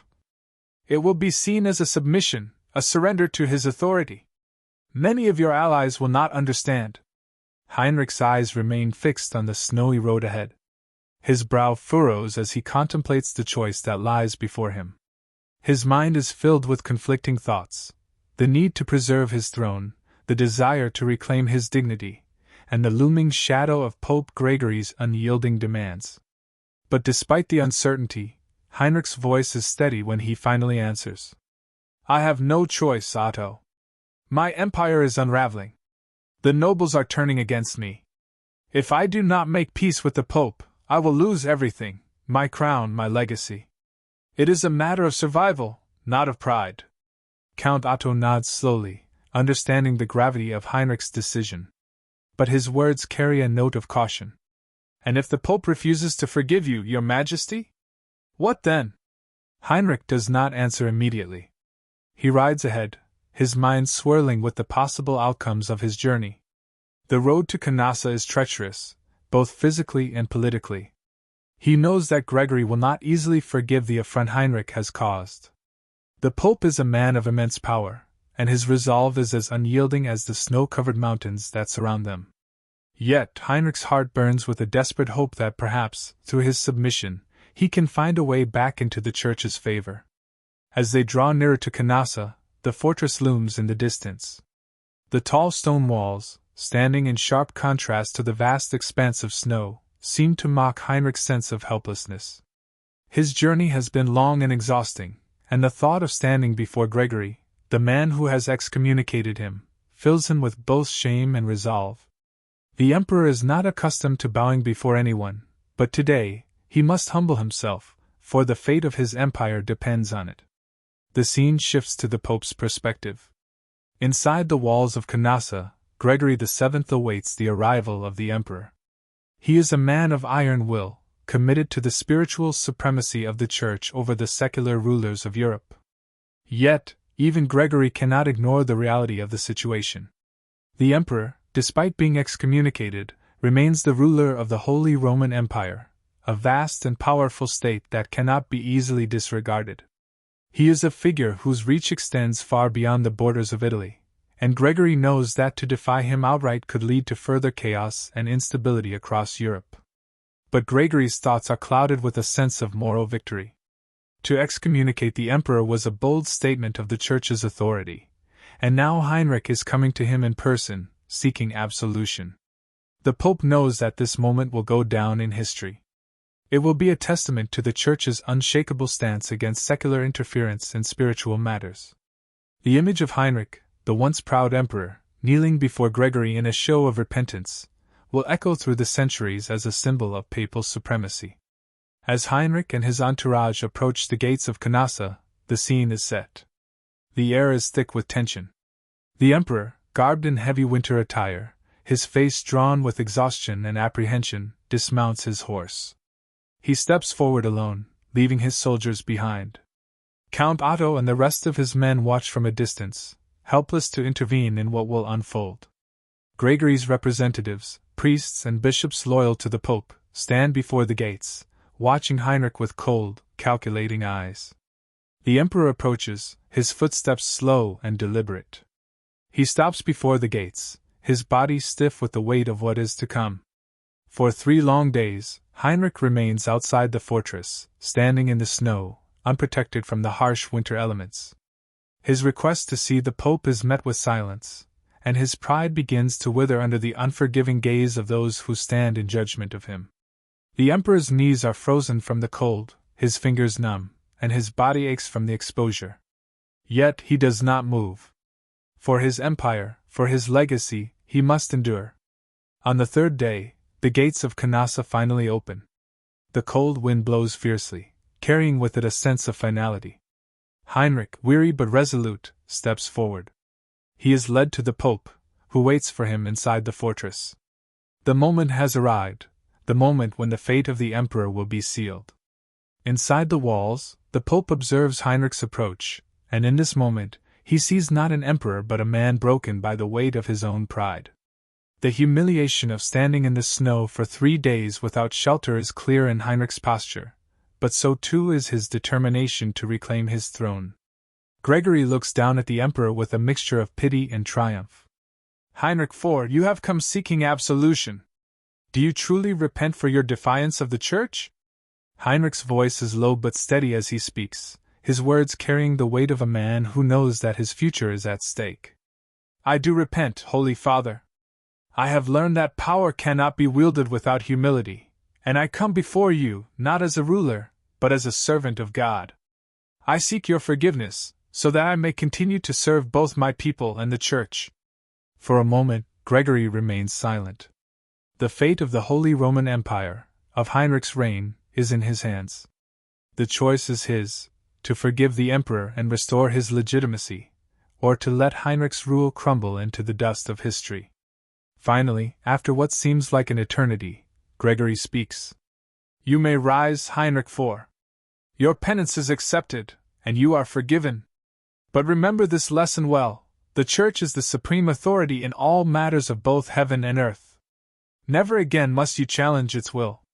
Heinrich rises slowly, his face a mixture of relief and humility. He has regained his place in the eyes of the Church, but at what cost? The journey to Canossa has broken him, and though his excommunication is lifted, the scars of his submission will remain with him for the rest of his life. As Heinrich turns to leave the fortress, the winter air seems to feel less harsh. The snow beneath his feet no longer feels as cold, though the weight of his actions lingers heavy on his heart. The struggle between the Emperor and the Pope is far from over, but for now, Heinrich has survived. The Holy Roman Empire is not yet lost, but the seeds of future conflict have been sown. The world of power and politics, faith and authority, will continue to shift beneath their feet. As Heinrich and his men make their way back from Canossa, they are not the same men who arrived. The Emperor has been humbled, and his understanding of the power struggle between the Church and the State has deepened. The struggle is far from over, but for the moment, Heinrich IV has been granted a fragile peace. The year is 1122. The Holy Roman Empire, after decades of strife, instability, and relentless power struggles between the papacy and the Emperor, stands on the precipice of a new chapter. The repercussions of the investiture controversy still echo through the halls of history, reverberating across Europe, but now, something pivotal is about to take place. The long-standing conflict between Pope Calixtus II and Emperor Henry V will find a resolution at a remarkable and historic event known as the Concordat of Worms. The Concordat of Worms represents not just an agreement between two men, but a turning point in the relationship between Church and State that will leave a legacy that affects the future of Christendom. As we step into this moment in time, the Empire is embroiled in a delicate balance. The atmosphere is tense and expectant, as if the very air is holding its breath in anticipation of what is to come. The scene opens in Worms, a city nestled along the banks of the Rhine River, a place known for its majestic cathedral and its role in many significant events throughout the Holy Roman Empire's history. It is winter, and the city's stone buildings are dusted with a light layer of snow. The cold air hangs in the streets, and the clamor of merchants and citizens going about their business carries through the streets, drowned out only by the occasional toll of a distant bell. At the heart of this momentous occasion, Emperor Henry V rides into the city with a group of his trusted advisors. His face is set in a grim but determined expression. The weight of the empire lies on his shoulders, yet his mind is fixed on the task at hand. He has been the emperor for several years, having succeeded his father, Henry IV, but his reign has been fraught with the shadows of previous conflict. The wounds left by the investiture struggles and his father's humiliating experience before the Pope still linger, not just in the realm, but in his own heart. He is determined to move beyond those struggles, but he knows that what is to come will be critical for the future of the empire. As Henry dismounts his horse at the gates of the cathedral, he is greeted by the imperial officials, dignitaries, and clergy. They exchange formalities, yet the emperor's expression reveals the underlying tension. The Pope, Calixtus II, is not far behind, and Henry knows that this meeting will require all his political acumen and negotiating skill. The negotiations ahead will determine not just his authority, but the long-term future of the Holy Roman Empire itself. The papacy, after all, is no mere ally, it is a force that has the power to make or break a ruler, as history has already demonstrated. Inside the cathedral, the representatives of both the papacy and the imperial court have gathered. The stone walls are cold, and the space is dominated by the looming presence of the altar, its intricate carvings bathed in the dim light of the candles that flicker in the vast room. The room hums with the sound of murmured conversations and whispered advice, as each side prepares for what will undoubtedly be a difficult negotiation. There is little trust between the emperor and the pope, but there is an understanding that this moment is necessary, one that could bring peace, or one that could lead to further conflict. As the emperor enters, his eyes scan the room. The pope sits at the head of the assembly, his expression stern, the robes of the papacy draped over his shoulders like a mantle of power. Calixtus II is a man who has seen the rise and fall of kings, the ebb and flow of power between Rome and the empire. He is no stranger to the delicate balance between church and state, but his position is clear: the authority of the papacy must remain supreme. No emperor, no matter how powerful, can overshadow the church's influence on the world. The murmurs subside, and all eyes turn to Henry as he takes his place. The room falls into a heavy silence. The terms of the upcoming agreement have been debated fiercely behind closed doors, but the final moment has arrived. The representatives of both sides are present, imperial chancellors, bishops, and nobles, each waiting to see how the emperor will proceed. With a deep breath, Henry speaks, his voice carrying through the silence of the room. Holy Father, it is my wish that we reach an understanding, one that will bring peace to our realm and allow for the prosperity of the people we both serve. Let us resolve the matter that has divided us for so long. Pope Calixtus raises his gaze to meet the emperor's. His voice is firm, unwavering. Indeed, Your Majesty, it is in the best interest of all that this conflict end. However, let it be clear, the authority of the Church is paramount. The Pope must have the power to appoint bishops, and no emperor may place his will above the will of the Church. Henry nods slowly, understanding the Pope's position. He knows that this will be the key to the negotiations, the issue of investiture, the right of kings to appoint bishops, versus the authority of the Pope to do so. But he also knows that the power of the emperor cannot be entirely diminished. For my part, Henry begins, I seek an agreement that will preserve the emperor's role in the empire while recognizing the sanctity of the papacy. Let us find a way forward, one that will not weaken the power of the throne but will respect the authority of the Church. A long pause follows, and it seems as if either side is willing to make the first move. The tension is palpable. The stakes are too high for anything less than the perfect solution, and both sides know that failure here could result in further division, rebellion, or even war. Finally, after what seems like an eternity, Pope Calixtus speaks again. We shall make an agreement, one that balances the authority of both the emperor and the papacy. I shall retain the right to appoint bishops, but the emperor shall have a say in the election of those bishops, provided they are presented to him. In this way, both the Church and the state will have their proper roles. Henry's lips curl slightly, a sign of acknowledgement. It is not a perfect solution, but it is a compromise, one that offers both sides the power they crave without completely undermining the other. The agreement is historic, for it marks the end of the investiture controversy and sets a new precedent for the relationship between the Church and the Empire. The terms are read aloud, and both parties agree. With the signing of the Concordat of Worms, the rift that has plagued the Holy Roman Empire and the papacy is, for now, healed. The emperor retains his authority, but the Pope's supremacy over the spiritual matters of the empire is cemented. The balance of power has shifted, but it has shifted in a way that neither party can dominate the other completely. As the signatures are affixed to the document, a sense of relief spreads throughout the room. The long struggle for power, the years of bitter conflict between Church and state, have finally come to an end, at least for now. The Holy Roman Empire can now begin to rebuild its strength, united under a new understanding of authority. But even as the peace settles over the room, the scene does not end in complete satisfaction. The Concordat of Worms, though a victory in its own right, is a temporary resolution to a much larger problem. The Emperor and the Pope may have reached an agreement today, but history will continue to test the limits of their power.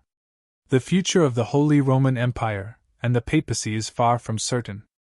The agreement reached in Worms may hold for a time, but it is unlikely to be the final word in the eternal struggle for dominance between Church and state. As the Emperor departs, the winter sunlight gleams off the icy streets of Worms, casting long shadows on the ground. The Emperor and the Pope each return to their respective realms, knowing that they have taken a significant step in the long history of their institutions. The Holy Roman Empire, for now, is at peace, though both the Emperor and the Pope are aware that the road ahead will be fraught with challenges. The year is 1250, and the Holy Roman Empire stands at a critical juncture in its long, tumultuous history. The Emperor, Frederick II, one of the most controversial and ambitious rulers the empire has ever known, finds himself at the height of his power. Yet, his reign is marked by profound challenges, internal dissension, a divided nobility, and most importantly, an unresolved and ever-growing conflict with the papacy. As the scene opens, we find ourselves in Palermo, a city that was once the seat of the Norman kings and now the center of Frederick's expansive kingdom in southern Italy. It is a warm, bright morning, and the sun glistens off the Mediterranean, casting a golden hue over the streets. The air is thick with the scent of salt water and spices as merchants and travelers from across the empire converge on the bustling port.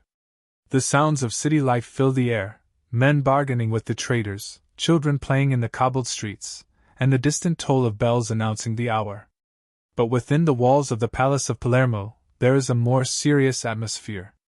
Inside the palace, the imperial court is in session. Frederick II, clad in his regal attire, a crown upon his brow and a scepter in his hand, presides over the proceedings.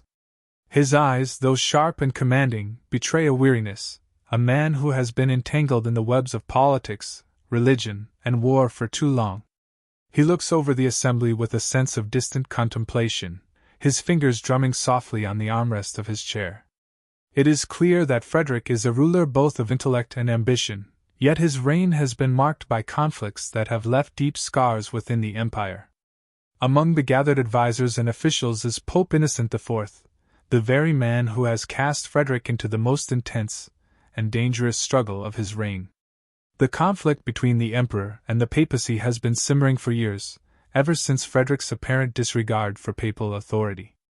The Pope, fearing that Frederick's ambitions would usurp the power of the Church, has excommunicated him, declaring Frederick to be a threat not only to the Church but to the very fabric of Christendom. Innocent IV's excommunication has sparked a bitter feud, one that has only deepened over the years. The scene unfolds within the Grand Hall, its high vaulted ceilings echoing with the sound of hushed conversations. Frederick stands before his advisors, and a messenger arrives with urgent news. His face is grave as he bows low to the emperor. The silence in the hall is oppressive, and all eyes are drawn to the exchange. "Your Majesty, the Pope has issued another bull," the messenger reports. "He calls upon the princes of Germany to rise against you, to take up arms and deny your authority." A murmur runs through the room, and Frederick's brow furrows. The message is not unexpected, but it strikes at the very core of his rule. He looks to his advisors for guidance, his gaze cold and calculating.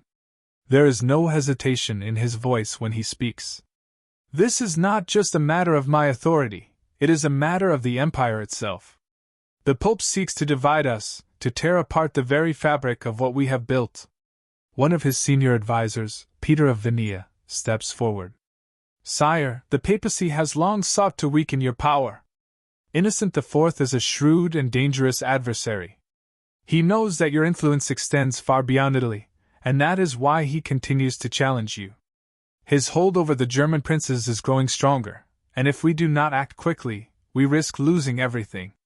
Frederick listens intently, his expression unreadable. His mind is always working, always analyzing the next move.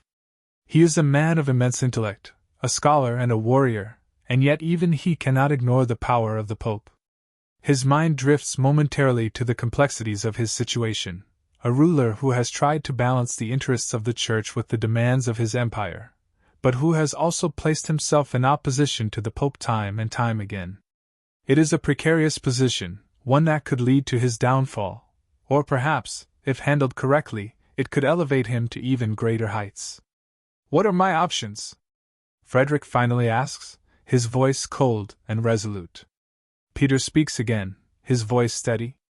"We can continue to resist the papacy openly, but that will mean an endless cycle of excommunications and war. The other option is to attempt diplomacy, to find a way to reconcile. But that path is fraught with danger, as it would require surrendering some of your authority." Frederick remains silent, contemplating. It is clear that he is not a man who easily surrenders power, but he also knows that the situation demands a level of pragmatism. He cannot allow the papacy to continue to undermine his reign. Yet he understands that no emperor is invincible, and no throne is guaranteed to last forever. The scene shifts from the palace to the outer courtyard, where the emperor's knights and soldiers are preparing for yet another military campaign. The air is thick with the noise of clanging metal, as armor is fitted and weapons are sharpened. The emperor's personal guard stands tall, their swords gleaming in the sunlight, ready to defend their ruler to the last. But Frederick knows that the battles ahead are not just those fought with sword and shield. His war is one of influence, of diplomacy, and of faith. Later, in the privacy of his chamber, Frederick is alone with his thoughts. His gaze drifts out the window to the Mediterranean, the waves crashing gently against the shore, as though nature itself is whispering of the cycles of power, rise and fall. He has spent much of his life striving to be both a ruler and a scholar, a man who has tried to reconcile the divine with the earthly. But he is beginning to understand the cost of that ambition, the cost of defying the papacy, of rejecting papal authority at every turn. As night falls over the city of Palermo, the sounds of the court fade away, replaced by the quiet murmurs of the night.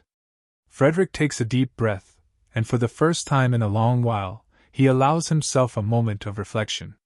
What is the price of ambition? What is the cost of power? But he knows that time is running out.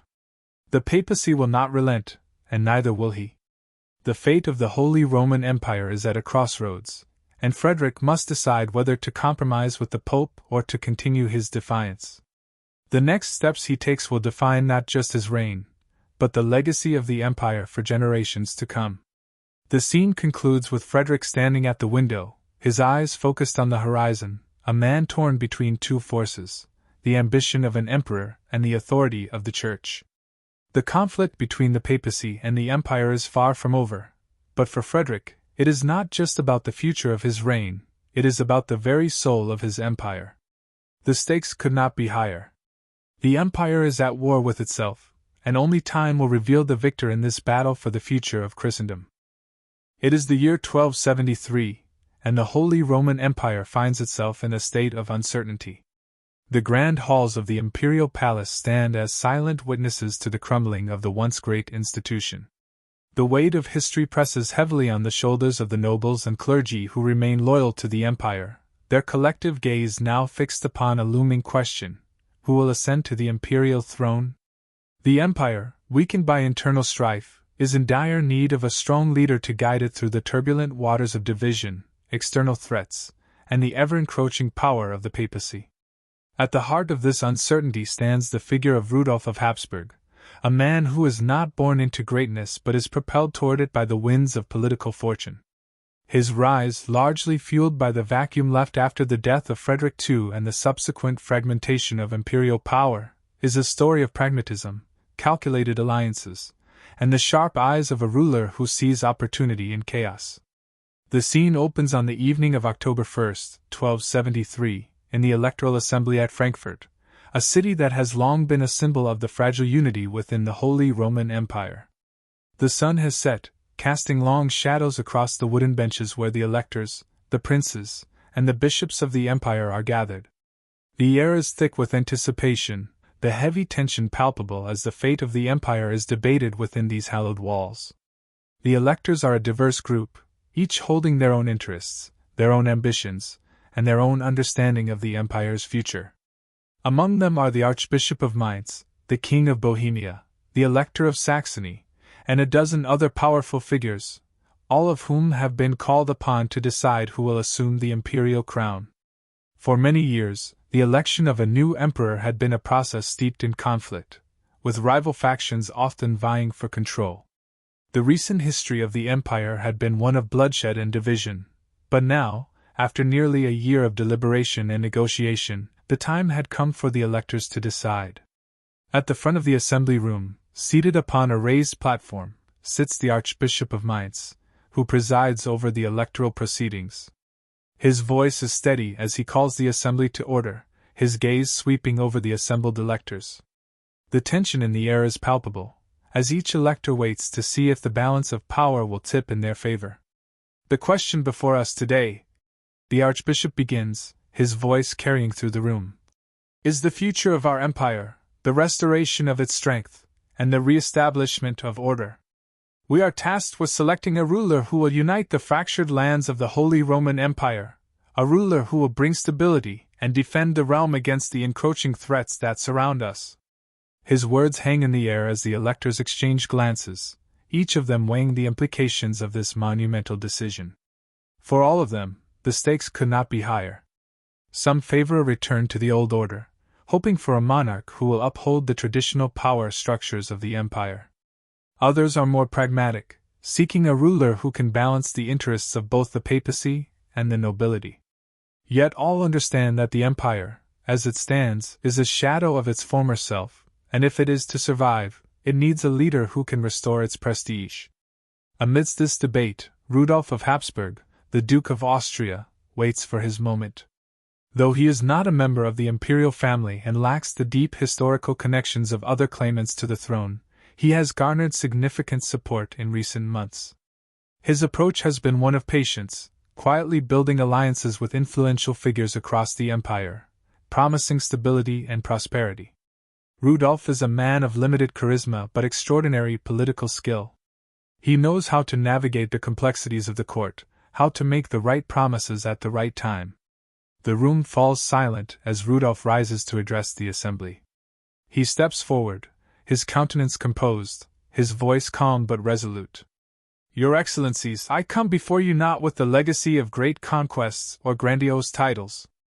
I come before you as a man who has seen the empire fractured and divided, who has witnessed the suffering of its people and the weakening of its might.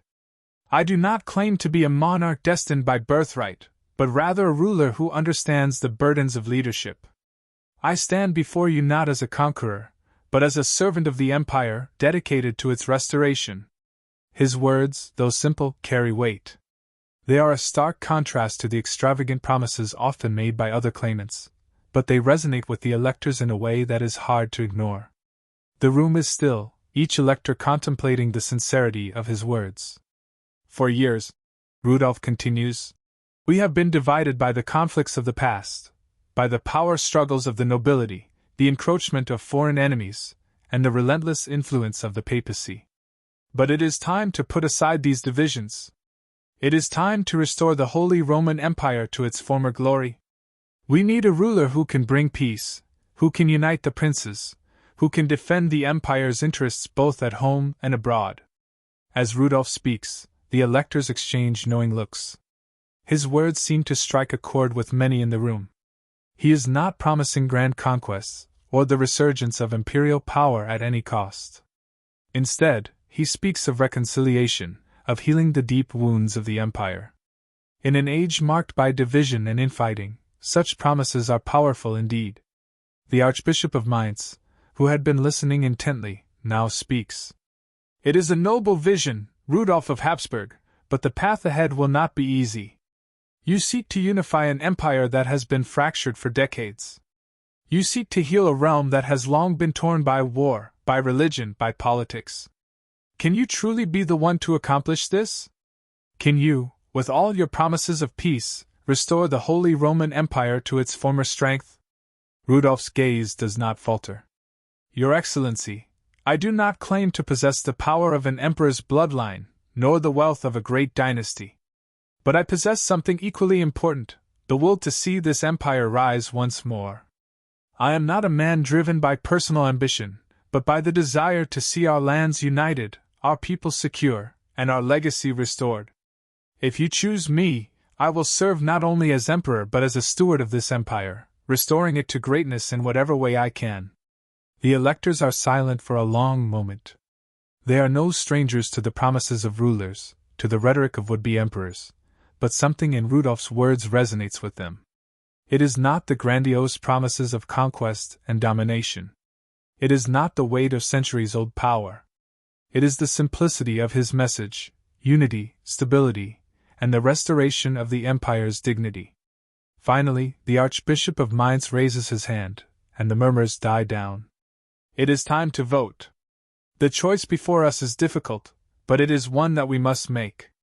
Will we choose a ruler who will return the Holy Roman Empire to its former strength, or will we allow it to fracture further?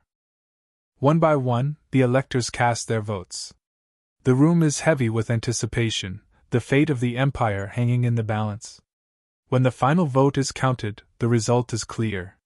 Rudolf of Habsburg has been chosen as the new Holy Roman Emperor. The chamber erupts into murmurs, some of approval, others of skepticism. But the decision is made, and the die has been cast. Rudolf's rise to power marks a turning point in the history of the Holy Roman Empire, a moment when the empire, once on the brink of collapse, begins to recover under a leader who is neither a conqueror nor a king by birthright, but a ruler who understands the importance of unity and pragmatism. As Rudolf is crowned emperor, the bells of Frankfurt toll in the distance, announcing the beginning of a new era for the Holy Roman Empire. Though his reign is still in its infancy, the seeds of a united empire have been sown. The road ahead will not be easy, but for the first time in many years, there is hope that the empire might once again find its strength. As the scene ends, the camera pulls away from the grand hall, the sounds of the assembly fading into the distance, replaced by the quiet hum of a kingdom that has begun to heal, a kingdom that is now under the rule of Rudolf I of Habsburg. The year is 1300, and the Holy Roman Empire, under the rule of Rudolf I's successors, stands at a crossroads.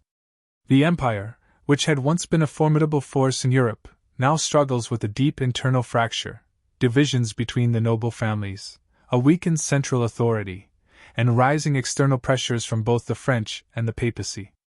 The tumultuous relationship between the emperors and the pope has reached a new low, exacerbating the already delicate balance of power that defines the Holy Roman Empire. Inside the imperial palace at Nuremberg, a chamber once filled with the pomp and grandeur of imperial ceremonies now feels cold and distant. The candlelight flickers across the room, casting long shadows on the faces of the gathered nobles. They have come from all corners of the empire, summoned to a council meeting, where tensions have been steadily rising, and the decisions made within these walls will shape the future of the empire. The once great empire that sprawled across much of Central Europe is now fragmenting into a mosaic of powerful regional entities, each led by local princes, dukes, and counts. The centralized authority of the Holy Roman Emperor is crumbling beneath the weight of factionalism. The nobles, emboldened by the diminishing power of the emperor, have begun to assert their own autonomy, frequently ignoring imperial authority in favor of their personal interests. The struggle between the papacy and the imperial crown over influence and control over ecclesiastical matters is escalating. Seated at the head of the council table is Emperor Albert I, the son of Rudolf I, who now faces the daunting task of trying to reassert imperial control over the fracturing empire. His face is grim, a reflection of the immense pressure weighing on his shoulders. The kingdom he inherited was supposed to be one of unity, but now it is beset by civil strife and external threats. The emperor has been embroiled in a bitter feud with his own family and powerful rival factions, which only serves to weaken his position. The nobles present in the council room are a mixed lot, some loyal to the imperial crown, while others are far more interested in their own gain. King Wenceslas of Bohemia, a prominent figure and one of the most powerful princes of the empire, stands near the emperor's side, his arms crossed and eyes cold. He is one of the emperor's key supporters, but his own aspirations for greater power often place him at odds with the emperor's authority.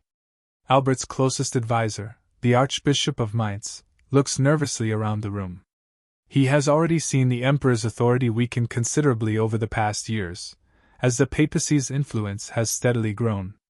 The pope's influence, particularly through the issuance of papal bulls, has reached unprecedented levels, challenging the emperor's traditional role as the supreme authority in the empire.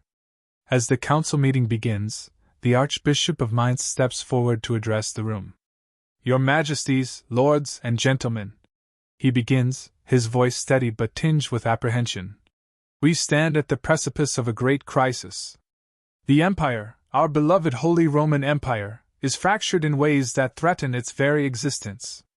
The nobles are more divided than ever, the papacy challenges our traditional rights, and foreign powers look upon us as a weakened entity. If we do not act, we risk the collapse of everything that we have worked so hard to preserve." The room is filled with murmurs as the nobles look at one another, each contemplating the dire warnings that the Archbishop has issued. The Emperor, who has been quietly listening, finally speaks. "We cannot continue on this path of division," Albert says, his voice low but filled with authority. "The empire has been fractured for too long. We have allowed too much power to slip from our grasp, and it is time to reclaim it. But the question remains, how?" Wenceslas, who has been silent until now, steps forward. His voice is measured and deliberate, but there is an unmistakable tone of ambition in his words. "The answer lies not in our ability to wield power, but in our ability to reconcile with those who have grown disillusioned with imperial authority. The nobles will never willingly cede control over their territories. We must work to unite the empire not by force, but by forging new alliances, by finding common ground. Albert listens closely but remains unconvinced. His kingdom is already on the brink, and the power of the papacy looms over them like a specter. He cannot afford to placate the princes for the sake of peace if it means further weakening his own authority. The papacy grows bolder every day. The Pope is encroaching upon our rightful authority. We must stand firm against Rome. If we do not, we risk becoming vassals to the Church, losing all power and influence. The Archbishop, who has always been a voice of caution, interjects. Your Majesty, the papacy is indeed powerful, but we must approach the Church with care. The Pope has the support of the people and the clergy. We cannot ignore the spiritual power that he wields. If we are to preserve our authority, we must find a way to coexist with the Church, to balance our secular power with their spiritual guidance. Albert nods, but his expression betrays his frustration. For years, the emperors of the Holy Roman Empire had struggled with the investiture controversy, the long-standing battle over whether the emperor or the pope had the right to appoint bishops and other church officials. That battle had never truly been resolved, and the question of imperial authority over the church had only grown more complicated with time. Perhaps the time has come to offer more than just symbolic gestures to the papacy, Albert says, his voice tinged with resignation. We may have to grant the Pope more power in certain matters, if only to restore a semblance of peace. Wenceslas's eyes gleam with a hint of strategic brilliance. It is true that the papacy cannot be ignored. But in return, we must ensure that the emperor's role is not reduced to that of a figurehead. We must find a way to wield influence both in Rome and here in the empire. The discussion turns toward the future of the empire's military and economic strength. The nobles debate at length, each with their own priorities, whether they seek control over certain territories or the strengthening of the imperial military to defend against growing threats from the French and the Polish. The room becomes a cacophony of voices, all pushing for their own vision of the future, none of them fully agreeing on the path forward. Albert, exhausted by the arguments, looks around the room. It is clear that the unity he once envisioned for the empire remains elusive. The reality of the situation is clear. The Holy Roman Empire is not a unified body but a collection of states, each with its own ambitions, struggles, and goals. There is no easy solution, no quick fix to the fractures that run deep within the empire. As the council meeting draws to a close, Albert's mind is heavy with the realization that he has little control over the future of the Holy Roman Empire. His legacy, and that of his predecessors, hangs in the balance. But the political landscape has changed beyond recognition. The Holy Roman Empire is no longer the undisputed power it once was. It is a shadow of its former self, a relic of an age when imperial authority seemed unquestioned. In the quiet of the room, Albert speaks softly, almost to himself. We will need more than just alliances and gestures. We will need a new vision, a new direction. The empire is changing, but so too must we. The scene closes with Albert staring out of the window, the weight of his words lingering in the room, as the future of the Holy Roman Empire hangs precariously in the balance. The winds of change are blowing, and it is unclear which way they will take the ancient realm. The year is 1350, and the Holy Roman Empire stands at a precipice. Once a vast and seemingly unshakable institution, it now appears fractured and vulnerable. The once glorious vision of a unified Christian realm under one imperial crown is becoming increasingly elusive. The empire is a patchwork of independent principalities, kingdoms, and city-states, all bound together by a tenuous, weakening allegiance to the emperor. The vast power of the papacy still looms, with the influence of the Pope continually undermining the emperor's authority, and external threats from both France and the Italian states further complicate the political landscape. The chamber is somber, the walls of the palace in Augsburg closing in with the weight of centuries of imperial rule. Emperor Charles IV sits in a heavy silence, alone in his thoughts. A man of great intellect and diplomacy, he has inherited an empire in crisis. The lands his forefathers once ruled with unchallenged authority now seem distant and ungovernable. The Italian territories, particularly in the north, are divided between competing factions.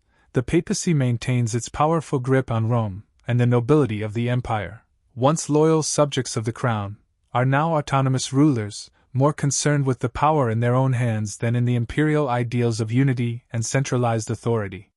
Charles, sitting at a grand wooden table in a cold stone room, wears the robes of the emperor, but there is a deep weariness in his expression. His face, once youthful and full of ambition, now shows the signs of years spent trying to hold together an empire slipping through his fingers. His advisors, a group of influential nobles and church leaders, have gathered to discuss the future of the empire, a future that, at this moment, looks bleak. The heavy wooden doors creak open, and one by one, the advisors enter the room. King Wenceslas of Bohemia, Elector Palatine Ruprecht, Archbishop of Mainz, and Count Albrecht of Habsburg take their seats, casting sidelong glances at the emperor, sensing his deep frustration. The sounds of their footsteps reverberate in the cold silence of the room. Charles, still seated at the head of the table, looks up slowly, his gaze sharp and penetrating. He knows that what follows will decide the fate of the Holy Roman Empire, and perhaps, even his own legacy. He is a man caught between the demands of the powerful princes, the Pope's unyielding control, and the pressing need to protect the empire from external forces that threaten to tear it apart. He speaks first, his voice measured but tinged with the burden of his years. We stand at a crossroads. Our empire, my friends, is a shadow of its former self. The unity that was once the bedrock of our strength is no longer. In its place, we have a collection of states, each with its own agenda, each with its own ambitions. And the papacy continues to push against our authority, undermining our very legitimacy as rulers. The room falls silent. The nobles know the truth of his words. The situation is dire. The Golden Bull of 1356, which Charles himself had issued to help stabilize the imperial election process, had done little to restore imperial power. The papacy's increasing influence in imperial affairs, particularly in matters related to the election of bishops and the appointment of clergy, has emboldened the church and limited the emperor's reach. Wenceslas, his sharp eyes glinting, is the first to respond. Your Majesty, you are right. The papacy has grown too strong, and the princes within the empire are no longer content to follow your lead. They are more focused on their own territories than on the greater good of the empire. Count Albrecht, who has been silent, leans forward, his expression calculating. Perhaps it is time to acknowledge that the Holy Roman Empire, as we once knew it, is no more. The crown has lost much of its power over the territories. The princes are gaining too much influence. We must turn our focus to securing our territories, ensuring that they remain under imperial control, if not in name, then at least in practice. Archbishop of Mainz, a man whose position in the church makes him a powerful voice in the room, shakes his head slowly. We cannot afford to abandon the idea of unity. The very heart of the empire, the spiritual bond between the emperor and the church, is what once made us strong. If we lose that connection, we risk not only the empire's stability but also the loss of the loyalty of our people. The church still holds great influence over the people of the empire. If we allow the Pope to dominate, we risk losing them entirely. Charles listens to his advisors, weighing their words carefully. He is acutely aware of the shifting tides around him, the power of the Habsburgs growing steadily in the east, the looming threat of French ambitions to the west, and the fragmentation within the empire itself. There is no easy solution. Charles IV knows that the path ahead is uncertain, but one thing is clear: he must act decisively or risk the collapse of everything his family has fought to preserve. He speaks again, his voice firm, the decision settling in his mind. We cannot continue as we have been. We must restore the power of the emperor and reassert our authority within the empire. The Golden Bull was a step in the right direction, but it has not been enough to maintain control. We will need to forge new alliances, particularly with the nobles who still have loyalty to the crown, and we must find a way to deal with the papacy that secures our position while preserving the relationship between church and state. Wenceslas nods slowly, understanding the gravity of the situation. If we are to regain control, We must consider alliances not only within the empire but beyond it. The French remain a constant threat, and the papacy will never cease its efforts to weaken us. We will need the support of the Italian city-states, perhaps even the King of Poland. Charles's brow furrows at the mention of Italy. The Italian question is a complicated one, he says, his voice deep with thought. But perhaps it is time to recognize the importance of Italy's role in our future. Milan, Florence, and Venice are key players, and their cooperation could bolster the emperor's authority. The conversation continues, the nobles discussing plans of action, each proposal met with varying degrees of skepticism or support. However, beneath the surface of their strategic discussions lies a deeper truth. The Holy Roman Empire is not the formidable force it once was. It has become an alliance of convenience, held together not by shared ideals but by fragile agreements between ambitious men. The emperor may still sit upon his throne, but the power that once emanated from it has been whittled down to something far more fragile, a fragile empire struggling to hold on to its identity in an age of growing division. As the council draws to a close, Charles rises from his seat, his face weary but resolute. We have no easy path forward. The challenges are many, and the choices before us are difficult. But we must act quickly and decisively. The empire is in our hands, and we must take responsibility for its future, whatever it may hold. The nobles rise in unison, and there is a quiet understanding among them. The empire may be fractured, but the spirit of the Holy Roman Empire, the ideal of a united Christendom under one imperial crown, remains. For better or worse, they are bound by history and the weight of centuries.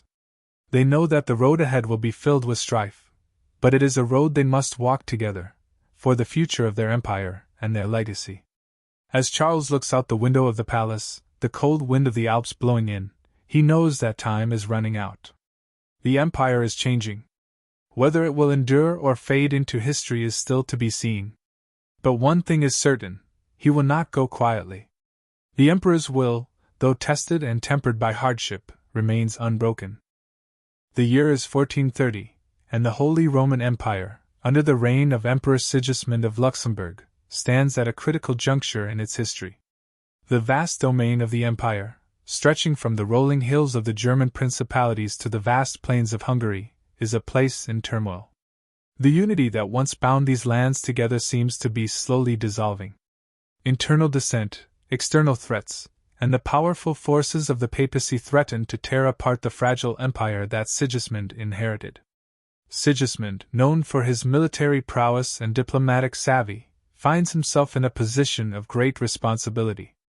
As emperor, he is faced with the monumental task of preserving the empire from disintegration while simultaneously asserting his authority in an age where imperial power has waned. The political landscape is increasingly fragmented, and the rise of strong local rulers means that his authority is often limited to his own territory. The emperor, whose reign has seen the Council of Constance and the Hussite Wars, knows that his time may be running out. In the heart of Prague, the capital of the Bohemian kingdom, Sigismund has gathered a group of influential nobles, church leaders, and military commanders to discuss the future of the empire. The meeting is to be held in the royal castle of Prague, an imposing fortress high above the city, overlooking the Vltava river. The castle, with its high towers and solid stone walls, has been a symbol of the imperial presence in Bohemia. But today, it feels like a battleground, a place where the future of the empire will be determined. The nobles and high-ranking officials assemble in a grand hall within the castle. The room, though magnificent with its vaulted ceilings and grand windows, feels heavy with the weight of history. The flickering light of torches and candles casts long shadows against the stone walls, creating an atmosphere of tension and uncertainty. Sigismund stands near the massive wooden table at the center of the room, his expression grave. The Hussite Wars, a series of religious and political conflicts that have torn through Bohemia, have left the empire deeply divided. The Hussites, followers of Jan Hus, have rebelled against the church, challenging not only the papacy but also the authority of the emperor. The bloodshed has been horrific, and the scars of the conflict are visible across the lands. The emperor's voice is deep, carrying the weight of a ruler burdened by the complexities of empire. The situation in Bohemia is dire. The Hussite threat is not only a challenge to the Church but to our very unity as an empire. We cannot allow the power of these heretics to grow any further. If we do not act decisively, we risk the collapse of our authority in the region, and indeed throughout the empire. The nobles seated around the table exchange uneasy glances. The King of Bohemia, Vladislav of Hungary, and several powerful electors of the empire have gathered to discuss how to deal with this growing insurgency. Many of them are reluctant to take action, aware of the deep divisions within the empire and the loyalty that many of the Hussites hold to the ideals of religious reform. Count Albert of Austria, a powerful noble and one of the most influential figures in the empire, leans forward, his voice tinged with skepticism. Your Majesty, we are in a perilous situation. The Hussites have proven to be resilient, and their movement is gaining support among the common people. If we strike too hard, we risk alienating the very heart of Bohemia and fueling further unrest across the empire. These are not simply rebels, they are a symptom of a larger problem, the growing power of the Church and the people's dissatisfaction with its corruption. Sigismund sighs deeply, rubbing his temples as the weight of the dilemma presses upon him. His Habsburg cousins are pressing for stronger military action against the Hussites, while the Church demands that he take a more decisive stand against heresy. He has sought to balance both factions, but the lines are becoming ever more blurred. The Church is at odds with the growing humanist movement, which calls for reforms not only in religion but in the very structure of society. The Emperor knows that any action he takes could create irrevocable consequences. The people of Bohemia no longer trust the authority of the papacy. Sigismund responds, his voice heavy with frustration. I have seen the signs of this growing unrest, dissatisfaction with the clergy, the growing influence of heretical ideas, and the weakening power of the emperor. I fear that if we do not act swiftly and decisively, we will lose not just Bohemia but much more. The authority of the emperor has been weakened already. We cannot afford to let the rebellion spread to the heart of the empire. An uneasy silence falls over the room as the nobles weigh the emperor's words. Archbishop Zbynek of Prague, a staunch supporter of the papacy and one of the most prominent voices in the church, stands up, his robes rustling as he moves. Your Majesty, we must not underestimate the danger posed by the Hussites. They are not just challenging the authority of the emperor, they are defying the will of God. Heresy cannot be tolerated. If we allow it to spread, it will not only weaken our empire but threaten the soul of Christendom itself. We must be firm. Sigismund nods, acknowledging the archbishop's point, but there is a flicker of doubt in his eyes. The emperor knows that religious conflict has no easy resolution. Bohemia has been the site of a spiritual divide, and religious war has raged across its plains. His fear is that his intervention may further isolate his reign from the rest of the empire. How do we proceed, then? Sigismund asks, his voice low but firm. What action can we take to resolve this without tearing apart what little unity remains within the empire? Bohemia is not the only issue. The electors are growing restless, and external threats from the Ottoman Empire in the east loom large. We are already fighting battles on many fronts. Count Albert of Austria responds cautiously, his voice measured. Perhaps it is time to offer the Hussites a compromise, a truce of sorts. We can address some of their grievances while reasserting imperial authority.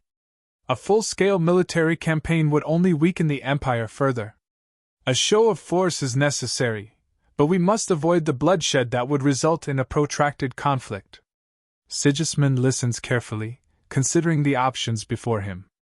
It is clear that the internal divisions in the empire are so deep that no solution will be easy. Any decision he makes could have profound consequences for the future of the Holy Roman Empire. The stakes are high, and the outcome of this meeting could change the course of history. After a long pause, Sigismund stands, his expression resolute. I will not let the empire crumble under the weight of division. We will find a solution, one that preserves both the authority of the emperor and the integrity of the faith. But we must also understand that the world is changing. The authority of the Church is no longer unquestioned, and the empire cannot remain in its old form. We must adapt if we are to survive. The meeting draws to a close with little resolution, but the emperor's words resonate through the room. The Holy Roman Empire is at a crossroads. Internal conflict, religious division, and external threats all press down upon Sigismund, and his choices will define the empire's future. But the clock is ticking. His time may be limited, and the empire's survival now hinges on his ability to balance the competing forces of religion, politics, and military might. As Sigismund gazes out of the castle's high windows, the city of Prague sprawls beneath him, a city that has borne witness to the great struggles of the empire. He knows the path ahead will be filled with challenges, but there is no turning back. The empire is at the edge of a new era, and Sigismund's legacy will be defined by the choices he makes in the coming years. The future of the Holy Roman Empire is uncertain, but one thing is clear: the emperor must act now, or risk watching it crumble into history. It is the year 1453, and the Holy Roman Empire stands on the precipice of both its greatest challenge and its most defining moment. The vast lands of the empire stretch from the rugged mountains of the Alps to the flat plains of the Netherlands, from the bustling cities of Italy to the shadowy woods of Germany, yet despite its great expanse, the empire feels increasingly fragile. At the center of this empire, Emperor Frederick III, a man whose reign has seen both political intrigue and personal setbacks, now finds himself navigating the intricate and often dangerous political landscape of the empire. The emperor's castle at Vienna is a fortress of stone and wood, an imposing structure that has witnessed centuries of history. Yet within its walls, Frederick feels the tension of the empire's unraveling. His empire is not united by shared loyalty or allegiance, but by the will of powerful local rulers, who often regard the emperor's authority with contempt. Even more pressing is the growing influence of the Habsburgs, Frederick's own family, whose ambitions are now threatening to overshadow his own reign. Frederick's hands are tied by the immense autonomy of his vassals, most of whom see him as a distant ruler whose power over their territories is fragile at best. The concept of the Holy Roman Empire, once a powerful institution meant to unite European Christendom under one emperor, now seems a distant dream. The empire is increasingly divided into competing factions, some loyal to the emperor, others loyal to their local leaders. Religious tensions further complicate the situation, as the influence of the Catholic Church wanes, giving rise to growing religious reform movements that threaten the very foundation of the empire. In the emperor's private chamber, the heavy wooden door opens to reveal Frederick III, wearing the weight of his title and the burdens of the empire. His eyes are heavy, tired from years of negotiations, treaties, and warfare. Despite his regal stature, the years have worn him down. The emperor has long been a man of compromise, seeking peaceful resolutions to conflicts, but those resolutions are becoming harder to find. The council room is filled with his most trusted advisors, but today, there is an air of urgency.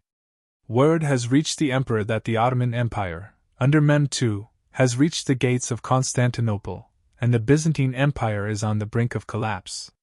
The loss of Constantinople would not only be a devastating blow to the Christian world but also a significant loss to the Holy Roman Empire, as it marks the collapse of an ancient rival and a new opening for the Ottomans to expand into Europe. The threat is real and growing, and the question looms large: can the Holy Roman Empire withstand the forces pressing against it? Emperor Frederick stands at the head of the long table, flanked by several powerful princes and nobles from across the empire. The room is cold, and the tension is palpable as Frederick begins the meeting. The Ottomans have crossed into Europe, he begins, his voice strong but with an undercurrent of concern. If we do not act swiftly, their conquest of Constantinople will open the door for them to march across the lands of Europe, threatening all Christian realms. There is a murmur of agreement, but also reluctance. The empire is in no position to wage another war, its resources are depleted, and many of the imperial princes have grown weary of the emperor's attempts to unite them against common threats. They are more concerned with their own holdings and ambitions than the distant threat posed by the Ottomans. Archbishop Dietrich, one of the most powerful men in the empire, speaks up. Your Majesty, the threat is real, yes. But what of our internal divisions? The empire is fractured, and its people are weary. We are not the force we once were. The Church cannot even unite the faithful in these troubled times. To defend the empire against such a force, we must first ensure its survival from within. Frederick's gaze hardens. He knows the words are true. Internal disarray has plagued the empire for decades. The authority of the emperor has eroded, replaced by the growing independence of the local rulers. Their power is vast, and it seems that every attempt to unite them under one banner has failed. As a result, the emperor's strength is limited. Yet Frederick refuses to give in to despair. "I know the divisions are great," he responds slowly, "but I will not let this empire fall. I will not let the great traditions of the Holy Roman Empire crumble into history. We must act, and we must act now, before it is too late." The conversation shifts as Duke Albert of Bavaria, a powerful figure known for his military acumen, speaks. "Perhaps the time has come to seek an alliance with the kingdoms of Hungary and Poland. If we are to face the Ottomans, we cannot do it alone. A united front may be our best hope. We must also seek the support of the Pope in Rome, who has the ability to rally the Christian world against a common foe." The mention of alliances sparks a heated discussion among the nobles. Some believe that the Holy Roman Empire should remain independent, not reliant on other powers. Others, particularly those from the southern regions, recognize the growing Ottoman threat and believe a coalition is the only way forward. Prince-Elector Frederick of Saxony, a key leader in the empire, shakes his head in disbelief. "You speak of alliances, but who can we trust? The empire is already fractured. The nobles of Bohemia, the princes of the Rhine, the electors, they all have their own interests.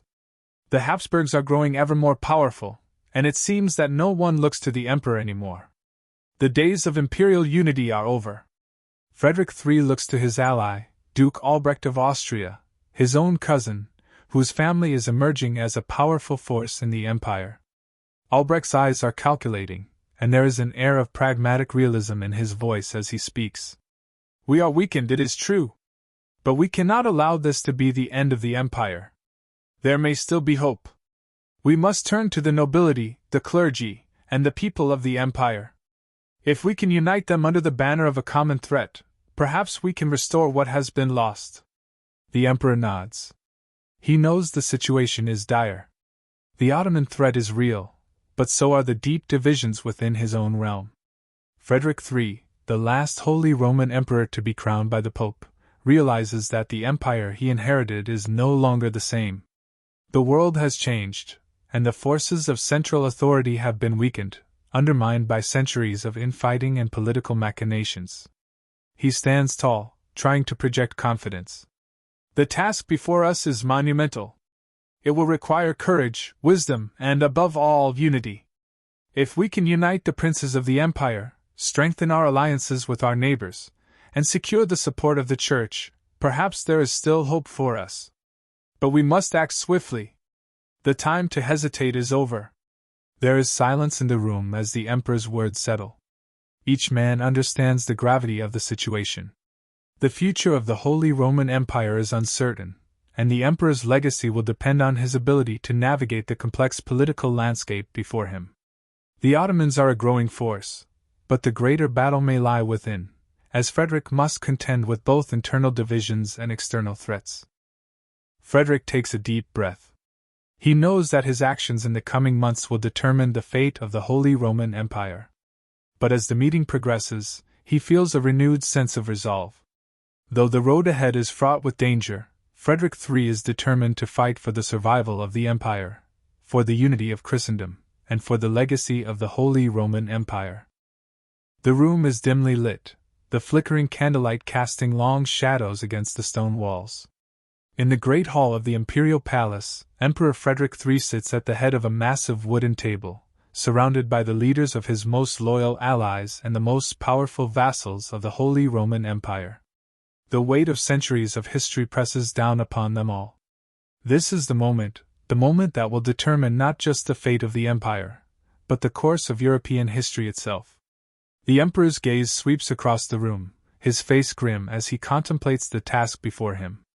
The delicate balance of power in the empire is on the verge of collapse. The once proud Holy Roman Empire is splintering, as various regions and principalities assert their autonomy, defying the imperial authority. The Ottomans, under Mehmed II, have already conquered Constantinople, and now they set their sights on the heart of Europe. Frederick knows that time is running out, that without swift action, his empire may fall into irrelevance. But to act, he must first unite the fragmented lands under his rule, something that has proven more difficult than ever. The emperor raises a hand, signaling silence. The murmurs of discussion died down as the room falls into tense stillness. My lords, the threat of the Ottomans is not a distant one. Their armies are marching ever closer, and we cannot afford to remain divided any longer. Frederick speaks with conviction, though his voice is tinged with the strain of years of political turmoil. But we are not just facing an external enemy. We must also confront the growing divisions within our own empire. The noble houses grow restless, and the Habsburgs seek to expand their influence at the expense of the imperial crown. His words hang heavily in the air. The room, once filled with the hum of quiet conversation, is now thick with the realization of the emperor's dilemma. Frederick's struggle is not just against the Ottoman Empire but also against his own vassals, whose loyalties are divided. The noble houses of Saxony, Bohemia, and the Palatinate each jealously guard their autonomy, unwilling to submit to the authority of the emperor. The growing power of the Habsburgs, Frederick's own family, has added another layer of complexity to the situation. The Habsburgs, with their ambition and their wealth, threaten to overshadow the emperor's own power. It is Archbishop Dietrich of Mainz who speaks next, his voice carrying the weight of both his ecclesiastical authority and his political influence. Your Majesty, the time for diplomacy is past. We must take decisive action. The princes will not bend to our will unless we give them a reason to do so. We must not only defend against the Ottomans but also consolidate our own power. We need to bring the disparate parts of the empire together, for if we remain fractured, we will fall. Dietrich's words resonate with the room, but there is an unspoken hesitation among the other nobles. They are reluctant to sacrifice their own autonomy for the sake of imperial unity, particularly when the emperor's authority is so fragile. There are whispers of rebellion, murmurs of support for a more independent future, one where the princes rule without the emperor's oversight. Yet the looming threat of the Ottomans, now gaining momentum after the fall of Constantinople, serves as a stark reminder of what is at stake. Duke Albert of Austria, one of Frederick's most trusted allies, leans forward, his face a picture of resolve. Archbishop Dietrich speaks the truth. The emperor must assert his authority, but we must also build alliances. If we cannot rally the German states, we must look beyond our borders. We must seek the support of Poland, Hungary, and Venice. The Ottomans are growing stronger with each passing day, and our best hope lies in uniting the Christian states against this threat. The room quiets again as all eyes turn to Frederick. The emperor's gaze shifts to the map spread across the table before him. The map shows the vast reach of the Holy Roman Empire, stretching from the Rhine to the borders of Italy and Hungary. But the empire is not a unified whole. The borders are dotted with pockets of resistance, areas where the emperor's influence barely extends. I hear your counsel.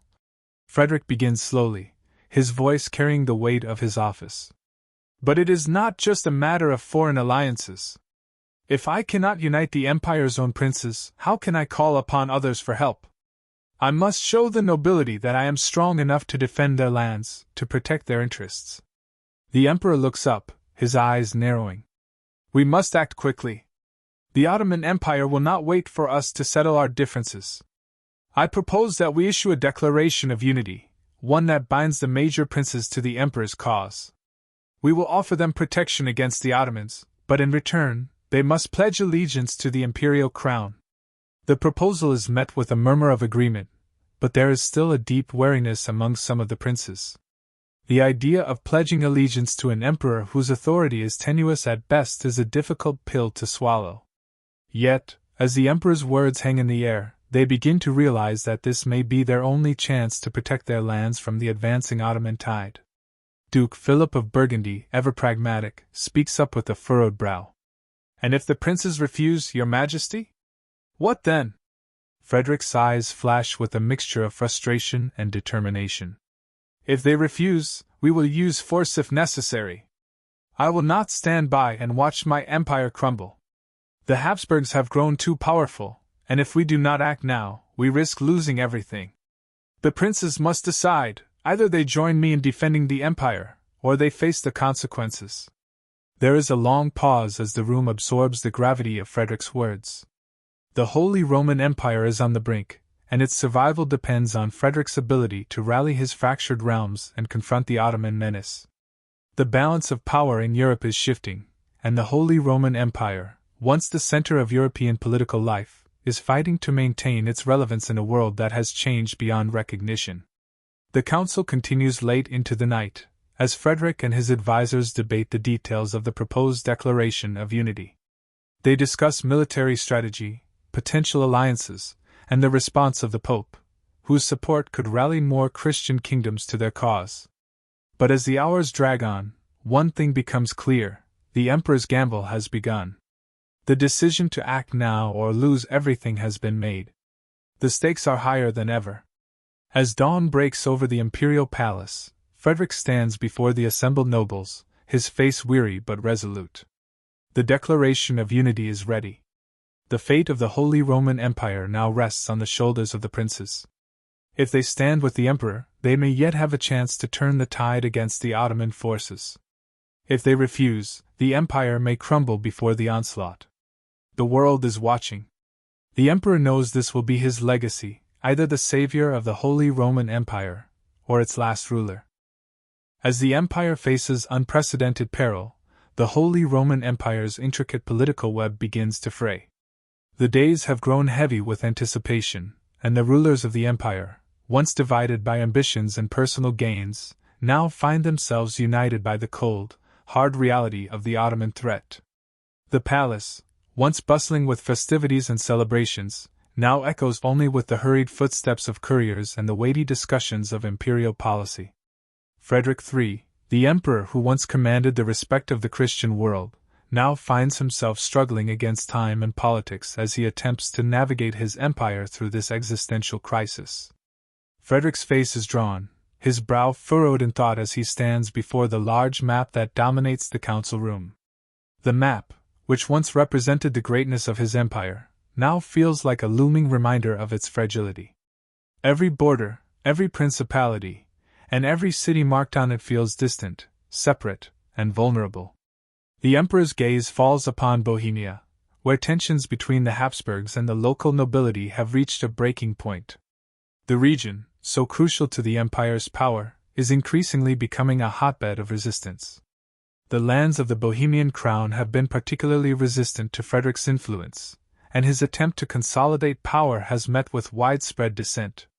The Bohemian nobles, led by the charismatic and rebellious George of Podbrady, view Frederick's increasing authority as a direct threat to their long-held autonomy. To the west, Saxony is in turmoil as well. The powerful Elector of Saxony, Ernest the Confessor, has long harbored suspicions about Frederick's motives and the growing influence of the Habsburgs. Though he has sworn loyalty to the emperor in the past, his support has always been conditional, subject to the whims of the ever-changing political landscape.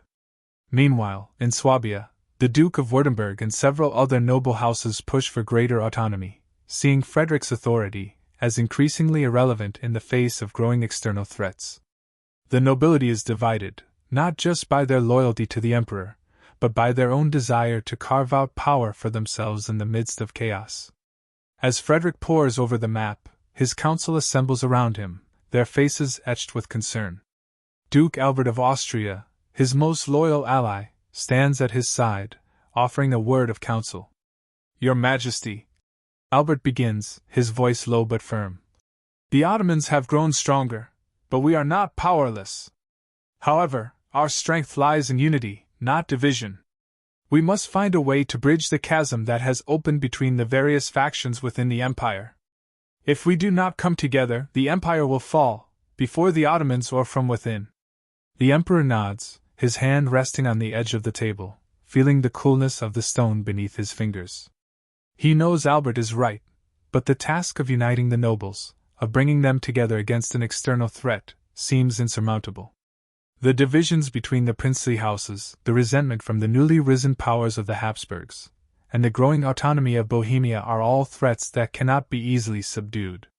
The question is not whether we can unite, Frederick says, his voice growing more resolute, but whether we can unite in time. The Ottomans will not wait for us to resolve our internal conflicts. Their forces are moving westward, and we must have an answer before they reach the heart of Europe. Albert looks at the map, his fingers tracing the borders of Hungary, now perilously close to the Ottoman reach, and Venice, an ally that Frederick had hoped to rely on in the coming war. The situation is dire. The Hungarian kingdom, once a powerful neighbor and a natural ally against the Ottomans, has already begun to buckle under the pressure of invasions, and Venice, embroiled in its own territorial disputes, has become an unreliable partner. We may have no choice, Albert continues. We must seek external alliances. Perhaps the Kingdom of Poland will provide support, or the Grand Duchy of Lithuania. Their interests align with ours, and they too have seen the rise of the Ottoman menace. But we must act swiftly, and we must act with the authority of the Emperor. Frederick looks up, his eyes meeting Albert's with a weary but resolute gaze. He knows what must be done. The time for diplomatic pleasantries is over. It is now a battle for the very survival of the Empire, and to win it, Frederick will have to risk everything. In that moment, the Emperor makes a decision. He calls for the council to prepare a message, one that will go out to the leaders of every major principality within the Empire. The message will be simple: unite or perish. As word spreads through the palace and across the Empire, messengers are dispatched, carrying the Emperor's summons to the nobles. The imperial decree will be delivered with haste, and the princely leaders are summoned to a grand assembly in Augsburg, a city that will play a crucial role in the next chapter of the Holy Roman Empire's struggle. The Emperor knows that this meeting could be his last chance to unify the Empire. It could also mark the beginning of his fall, as the rebellious princes may choose defiance rather than loyalty. And yet, as the hour of reckoning approaches, there is no turning back. In the weeks that follow, the streets of the Holy Roman Empire are alive with the movement of messengers and couriers. Cities that have long been in the hands of rebellious factions now prepare for a royal summons. The fate of the Empire, and of Europe itself, will soon be decided in Augsburg. As Frederick steps into his carriage and begins the long journey to the city, he is filled with a sense of both dread and resolve. The Holy Roman Empire has faced existential crises before, but this time feels different. The external threat of the Ottomans looms larger than any conflict the Empire has faced before, and the divisions within are deeper than ever. The Emperor's thoughts are interrupted by the voice of Archbishop Dietrich of Mainz, who sits beside him. "Your Majesty," the Archbishop says softly, "the future of Christendom is in your hands. I have long stood by you, and I will stand with you in this hour of need. But you must remember that unity comes at a price." Frederick turns to the Archbishop, his face a mixture of concern and determination. "I understand the cost," he replies, his voice steady. "But if the Empire is to survive, it must come first." As the carriage rolls forward, the dust rising behind them, the future of the Holy Roman Empire hangs in the balance. The Emperor's resolve is clear. The hour of reckoning is near. The great assembly in Augsburg will either mark the beginning of the Empire's resurgence, or its final collapse. In the weeks to come, the fate of the Holy Roman Empire will be decided not just by the strength of its armies, but by the will of its rulers and the resolve of its emperor. Only time will tell if unity can be achieved, or if the Empire will succumb to the forces that threaten to tear it apart. The day of the fateful Augsburg assembly has arrived, and a tension unlike any the Holy Roman Empire has ever felt hangs thick in the air. The grand city, usually bustling with traders and scholars, now stands as the stage for a historical reckoning. From the towering gates to the elegant churches that dot the skyline, every inch of Augsburg is filled with anticipation. Word has spread across the empire like wildfire. The emperor has summoned the princes, the electors, and the nobles to this momentous council. It is no longer a mere diplomatic meeting, it is the last chance for the survival of the empire itself.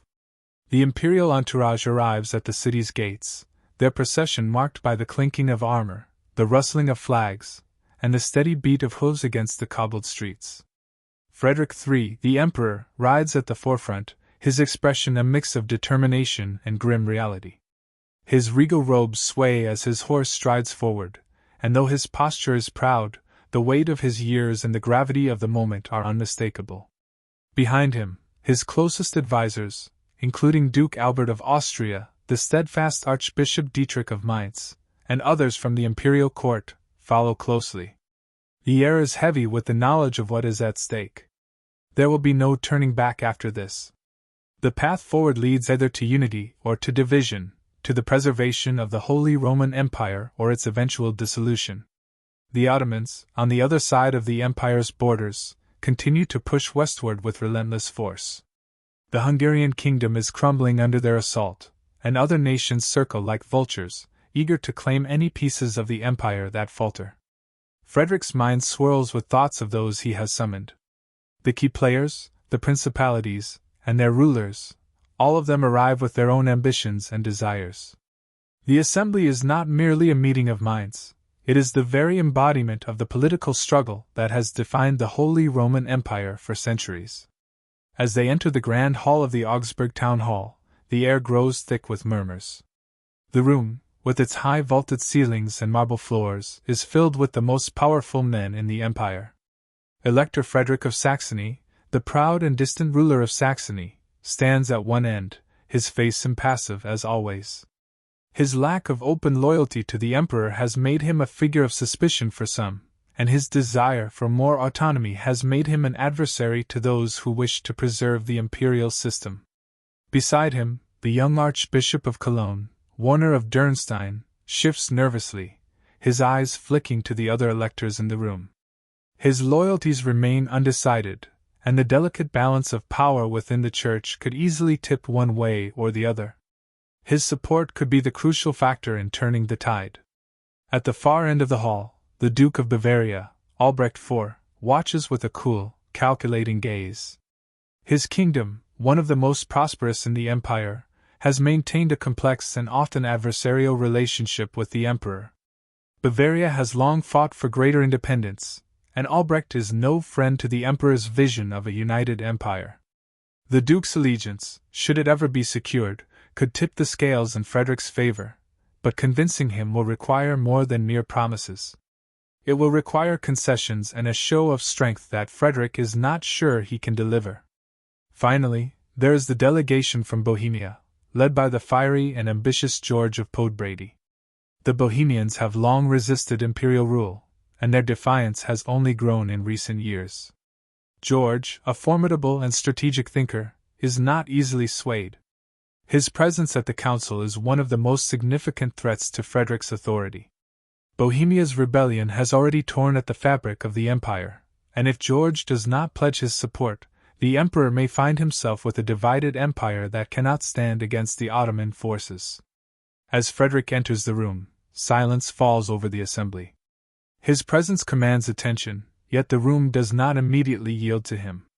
The nobles and princes eye each other warily, calculating the political landscape and the emperor's next move. They understand the gravity of this moment, but many are unwilling to bend to Frederick's will without something in return. The emperor steps to the center of the room and raises his hand, signaling for silence.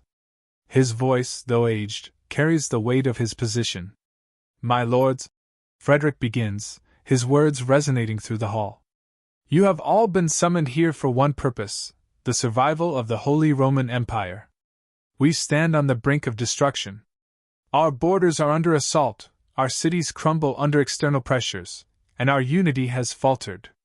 Yet we are not beyond saving. If we act as one, we can push back the Ottoman threat. If we choose division, we will fall. The question is simple: do we stand together, or do we allow the empire to be torn apart?" He pauses, letting the gravity of his words settle into the hearts and minds of those gathered. The room is heavy with unspoken thoughts, with every prince and elector calculating the risks and rewards of siding with the emperor. "It is true," Frederick continues, "that the empire has suffered from internal strife, from power struggles that have weakened our cohesion.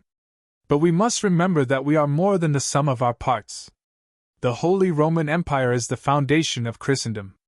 The strength of our people, our territories, and our faith are bound together by more than just politics. They are bound by a duty to God, to each other, and to the future of Europe itself. The words hang in the air, stirring something in the hearts of the assembly. Yet not everyone is moved by the emperor's rhetoric. George of Podbrady, always a skeptic of imperial rule, steps forward, his eyes fixed on Frederick with an intensity that cannot be ignored. Your Majesty, George begins, his voice calm but laced with challenge.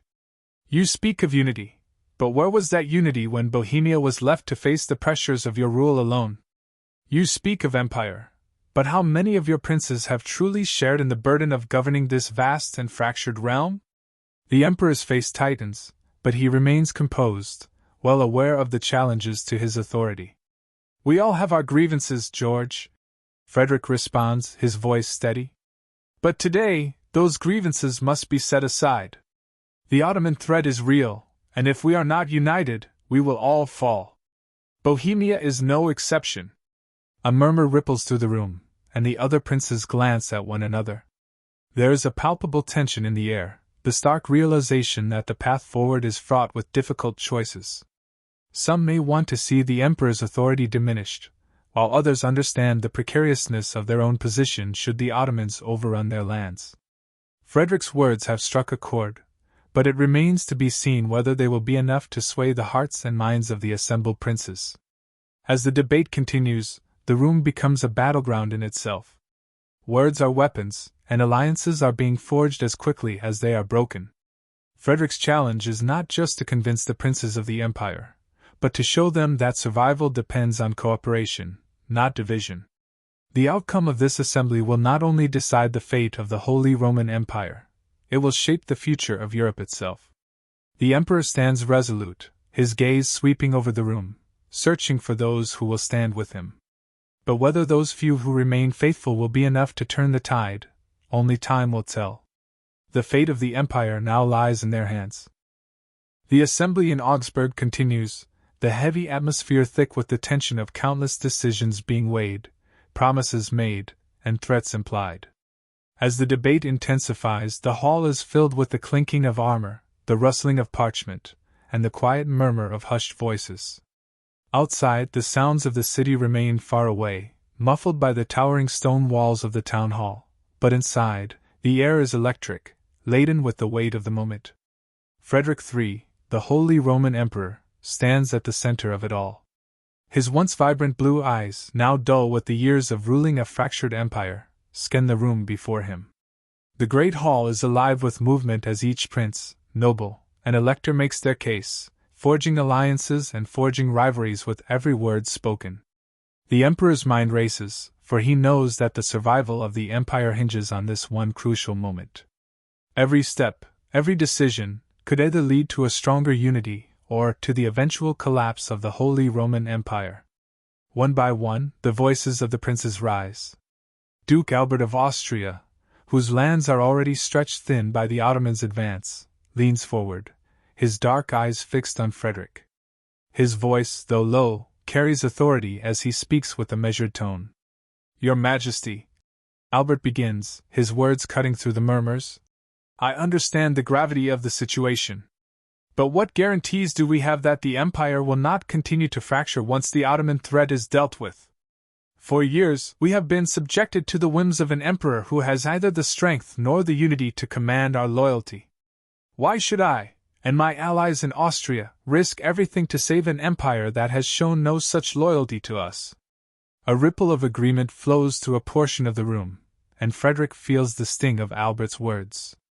It is a sentiment that he has heard too many times, echoes of dissatisfaction, distrust, and the insurmountable divisions that have long plagued the empire. I understand your doubts, Duke Albert, Frederick replies, his voice unwavering. But we face a common enemy now, one that knows no loyalty to borders, no mercy to faith. The Ottoman Empire threatens not only your lands but ours, and if we do not stand together, there will be no empire to salvage. This is our last chance to unite, and to save the very structure that has allowed each of us to govern freely. If we cannot overcome our divisions now, I fear there will be nothing left to divide. His words ring out across the hall, but they do little to settle the unease that lingers in the air. The challenge of unity has never been more stark.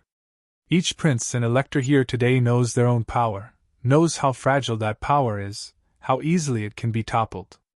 The Holy Roman Empire is a delicate balancing act, with each principality fiercely protective of its own independence, and each faction hungry for more control. For the emperor, it is not just about the Ottomans, it is about preserving the balance of power within the empire itself.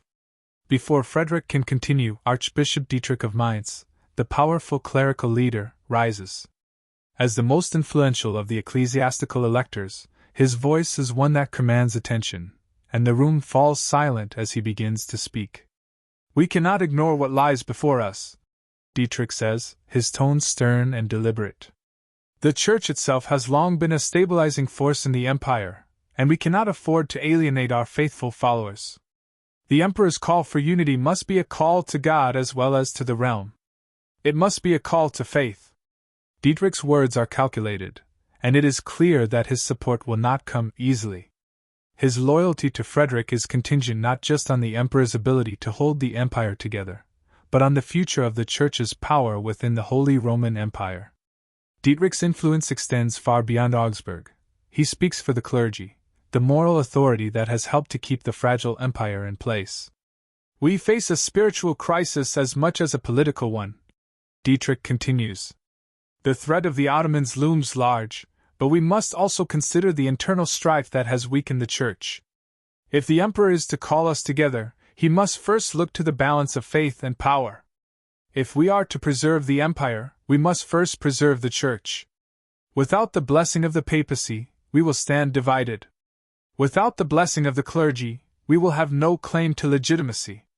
It is a well-known fact that the papacy holds immense sway over the Holy Roman Empire, and any movement to upset the balance of ecclesiastical authority would be disastrous.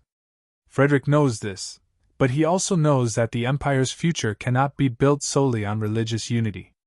The secular powers, the princely rulers, the electors, they too must be convinced that unity is the only path forward. The debate stretches on for hours, the voices of those gathered ringing in the halls of Augsburg. The weight of centuries of history presses upon each word spoken, and the emperor is well aware that the empire's future hinges on the words of his assembly. But as the day wears on, the rift between the factions grows wider. The dissenters, the princes who have long chafed under the emperor's rule, are more vocal, their complaints growing louder. They demand more autonomy, more control, more power. The cries for independence, for regional authority, have never been so fervent. At one end of the hall, Frederick of Saxony, the staunch electors of Saxony, stands with his arms crossed, his face impassive. He has remained silent for most of the debate, watching with a keen eye the negotiations unfolding around him. But as the conversation intensifies, he can no longer remain in the shadows. The time has come to make his stance clear. We have heard much talk of unity, of divine will, and of common enemies. Frederick of Saxony begins, his voice cutting through the tension.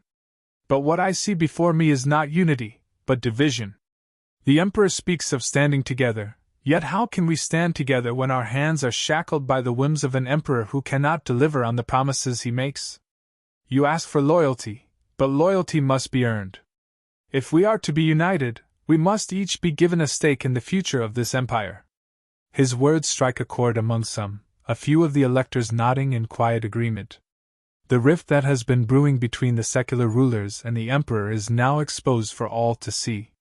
Frederick of Saxony, a man whose authority cannot be ignored, demands more than empty words. I propose, he continues, that we consider not just the survival of the empire, but the future of each of our lands.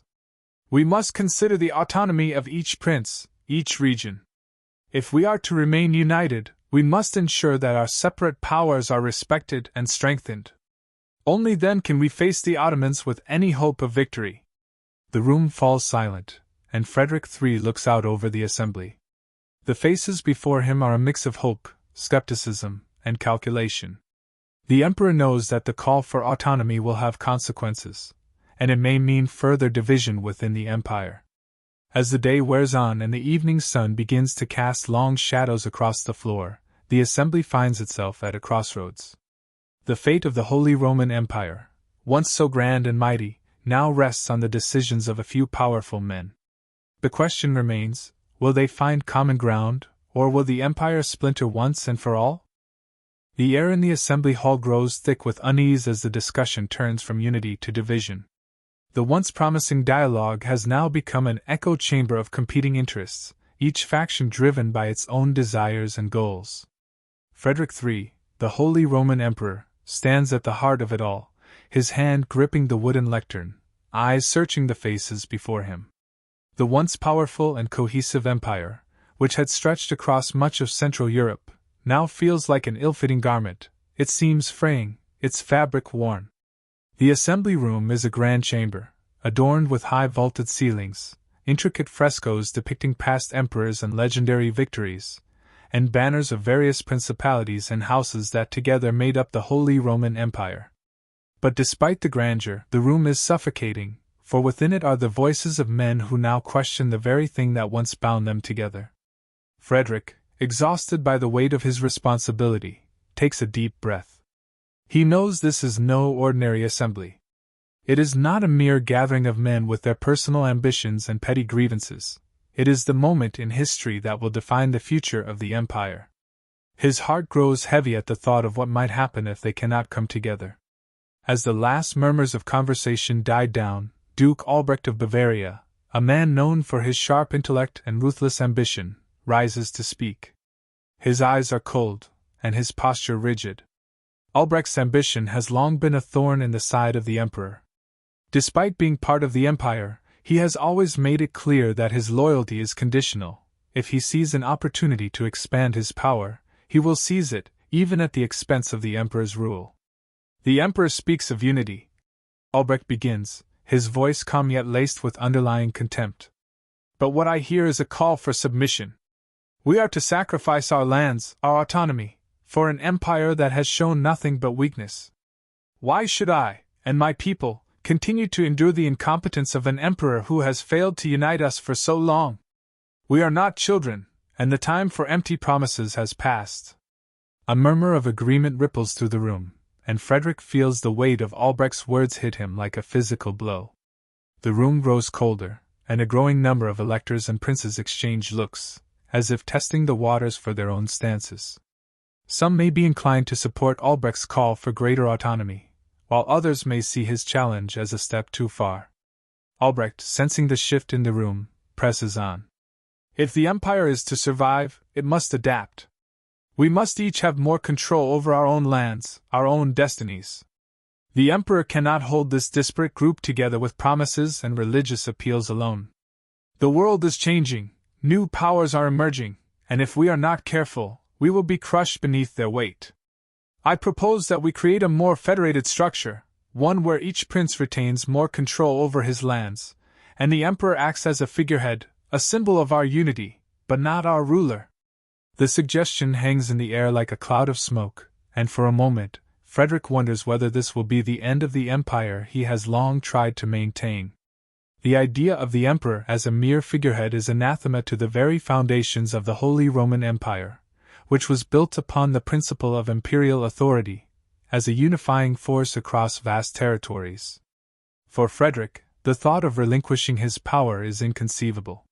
Yet, there is no denying the allure of Albrecht's proposal. The princes, tired of being beholden to an emperor who seems unable to unite them, are swayed by the idea of greater independence. Some see it as an opportunity to expand their personal power, while others see it as a way to protect their lands from external threats. In the midst of this tense silence, Elector Friedrich of Brandenburg, a man who has long been a staunch supporter of the emperor, stands. His expression is one of measured concern, his voice steady as he speaks, cutting through the mounting tension. Duke Albrecht speaks of division, of more autonomy, but what I hear is the beginning of the end of everything we have worked for. Friedrich says. If we allow this, we will tear the empire apart. What will remain but a fractured collection of states, each more concerned with its own welfare than the common good? What will become of the unity that allowed us to stand as one against the Ottomans, or any other threat? Do we truly believe that separating ourselves will protect us from the dangers that lie beyond our borders? Friedrich's words strike a chord with many in the room, and for a moment, it seems as though the tide may shift back in favor of unity. The idea of losing the collective strength of the empire is a terrifying thought. The electors and princes know that only through a united front can they stand against foreign invaders, or secure their place on the European stage. But the seeds of doubt have already been planted, and some can already see the writing on the wall. The empire, they believe, is simply too vast and too divided to be saved. The ambitions of men like Albrecht have been given voice, and there are those in the room who quietly agree with him, even if they do not yet dare to speak it aloud. Frederick's heart sinks as he surveys the room. He knows the empire has always been fragile, held together not by a single, cohesive vision, but by compromise, by shifting alliances, by delicate balances of power. But he never thought that the day would come when he would have to stand before his own princes and plead for their loyalty. The murmurs begin again, this time more insistent, as the room divides into factions. Some men are steadfast in their support of Frederick, while others, like Albrecht, are resolute in their call for autonomy. Still others remain silent, watching carefully, calculating how the winds will blow. It is a microcosm of the larger problem that has long plagued the empire. No one can agree on the future, and without consensus, there is no future at all. Finally, after what seems like an eternity, King Wenceslaus of Bohemia, another important player in the empire's politics, rises. His face is pale, his hands clasped in front of him, as he addresses the assembly. "We are at a crossroads," Wenceslaus says quietly. "And it is true that this empire is fractured. But to speak of its destruction is to ignore its history, to ignore what it has meant to our people. We are bound not only by our shared borders but by our shared past. To abandon the empire now is to sever the ties that bind us. And if we do that, we risk becoming prey to powers outside of our control. The Ottomans will not wait for us to decide who we are, they will strike when we are weakest." His words seem to resonate with a few of the electors, and for a moment, it appears as though unity might still be possible. But the weight of the debate has already shifted. The walls of Augsburg feel like they are closing in on Frederick. Each word, each declaration, is another blow to the very fabric of the empire he has sought to preserve. The question remains, can the Holy Roman Empire endure in this new age of self-interest, or is its time finally at an end? The cold winds of winter sweep through the corridors of the imperial palace, as Emperor Frederick III stands in a solitary chamber, gazing out over the city of Vienna. The once proud empire, with its complex web of kingdoms, duchies, and electorates, now seems so fragile, its fate uncertain. The weight of his decisions bears heavily on him as he stares at the snow-covered rooftops below, each flake a reminder of the fractured unity he once commanded. The murmurs of dissent and ambition from the assembly still echo in his mind, each faction now firmly entrenched in its own beliefs, its own vision for the future. The room is quiet, save for the soft crackling of a nearby fire. Frederick's mind, however, is a storm. The empire's decline seems inevitable, yet he cannot quite bring himself to believe it. Behind him, the door creaks open, and he turns to find his trusted advisor, Ulrich von Hutten, entering the room. The advisor's face is grim, his eyes filled with the same concern that has been plaguing Frederick for weeks. The fires of war and division now burn brightly on the horizon, and Ulrich knows that the Emperor, despite his resolve, is nearing a breaking point. "Your Majesty," Ulrich begins, his voice low, "the situation grows more dire with each passing day. The princes, particularly Albrecht, are gaining more ground. Their calls for greater autonomy grow louder. They have rallied support among the smaller territories, those who have always felt sidelined by the imperial administration. I fear that we may soon lose control of the situation." Frederick nods, but there is a weariness in his eyes that betrays his inner turmoil. "I know," he replies softly. "It feels as though the empire is slipping through my fingers. These men, these princes, they have always wanted more power, but now, with the empire in decline, they are emboldened." Ulrich steps closer, his eyes narrowing in thought. "They see weakness, and they smell an opportunity. You are not the only one who feels it, Your Majesty. There are whispers across Europe. Our enemies are watching with bated breath, waiting for the moment when we are divided enough for them to strike. The Ottoman Empire, the French, even the rising powers of the East, they would all like to see us fractured, to see our influence diminish. The Emperor's hand tightens around the hilt of his sword, a gesture that betrays his mounting frustration. The sword had once been a symbol of his authority, a reminder of his power as the Holy Roman Emperor. But now, it feels like a relic from a bygone era, a time when things were simpler, when his word alone could command the loyalty of his vassals. Now, it seems as though his very identity is under attack, and his reign is becoming a shadow of its former self. I have tried, Frederick says, his voice tinged with sorrow. I have tried to hold the empire together. I've appealed to their sense of unity, to our shared history. But they no longer listen. They see only their own ambitions, their own desires for control.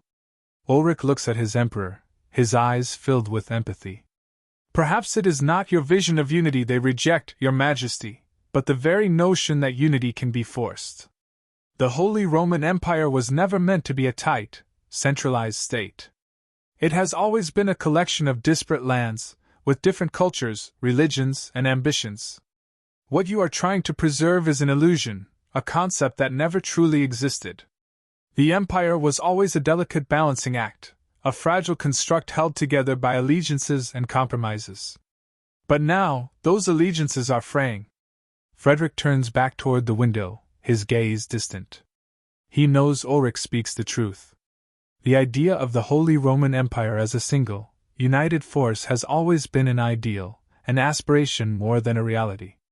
In practice, the empire has always been a federation of states, each with its own interests, and each subject to its own internal struggles.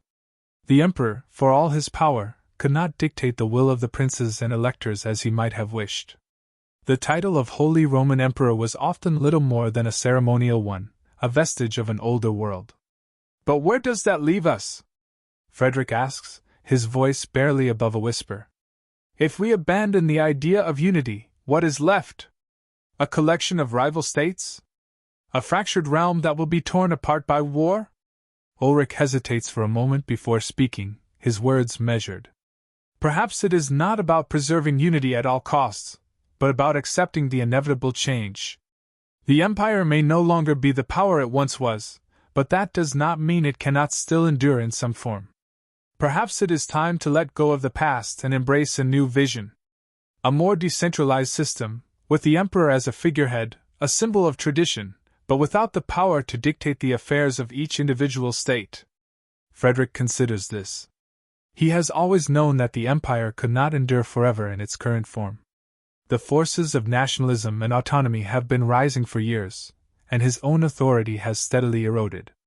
But to relinquish the imperial power he has fought so hard to maintain, to accept that the dream of a united Holy Roman Empire is no longer possible? The thought is a bitter pill to swallow. But Ulrich's words have an undeniable ring of truth. The empire, as it was once known, may indeed be a thing of the past. The question now is how to navigate the future, how to steer the ship through these treacherous waters without sinking into chaos.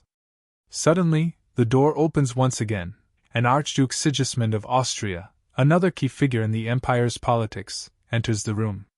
His face is stern, his eyes filled with resolve. The Archduke has long been a supporter of the emperor, though his loyalty is tempered by pragmatism. He knows that the empire's survival depends on adaptation, and he is prepared to do whatever it takes to preserve some semblance of stability.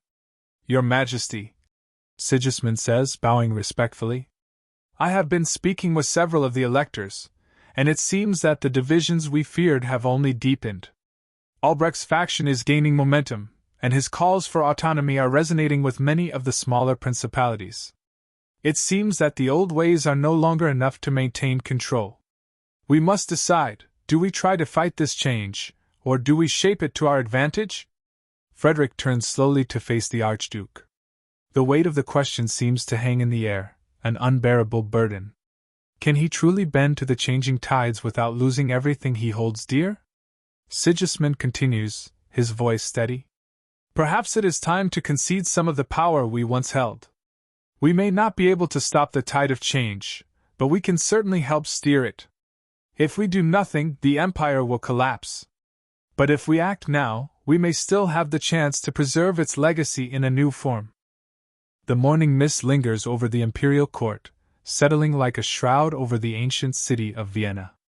Emperor Frederick III stands on the balcony of his palace, looking out over the river Danube that snakes its way through the heart of his fragmented empire. The once proud empire, now a collection of semi-independent states, is a shadow of what it once was. Yet the emperor, despite all odds, has held on to his title, though at times, it feels more ceremonial than authoritative. There's a sense of inevitability in the air, an understanding that the age of unity under the Holy Roman Empire is rapidly passing. Frederick's reign has been one of compromise and reluctant adaptation. The old order is slipping away, and the princes of the empire, long accustomed to autonomy, are asserting their influence more forcefully. Albrecht, the Duke of Bavaria, and other ambitious princes now openly question the authority of the emperor. The calls for a more decentralized system grow louder, and though Frederick has resisted these demands, he knows that the winds of change are powerful. The emperor's mind is far from at ease, but today, he is not alone.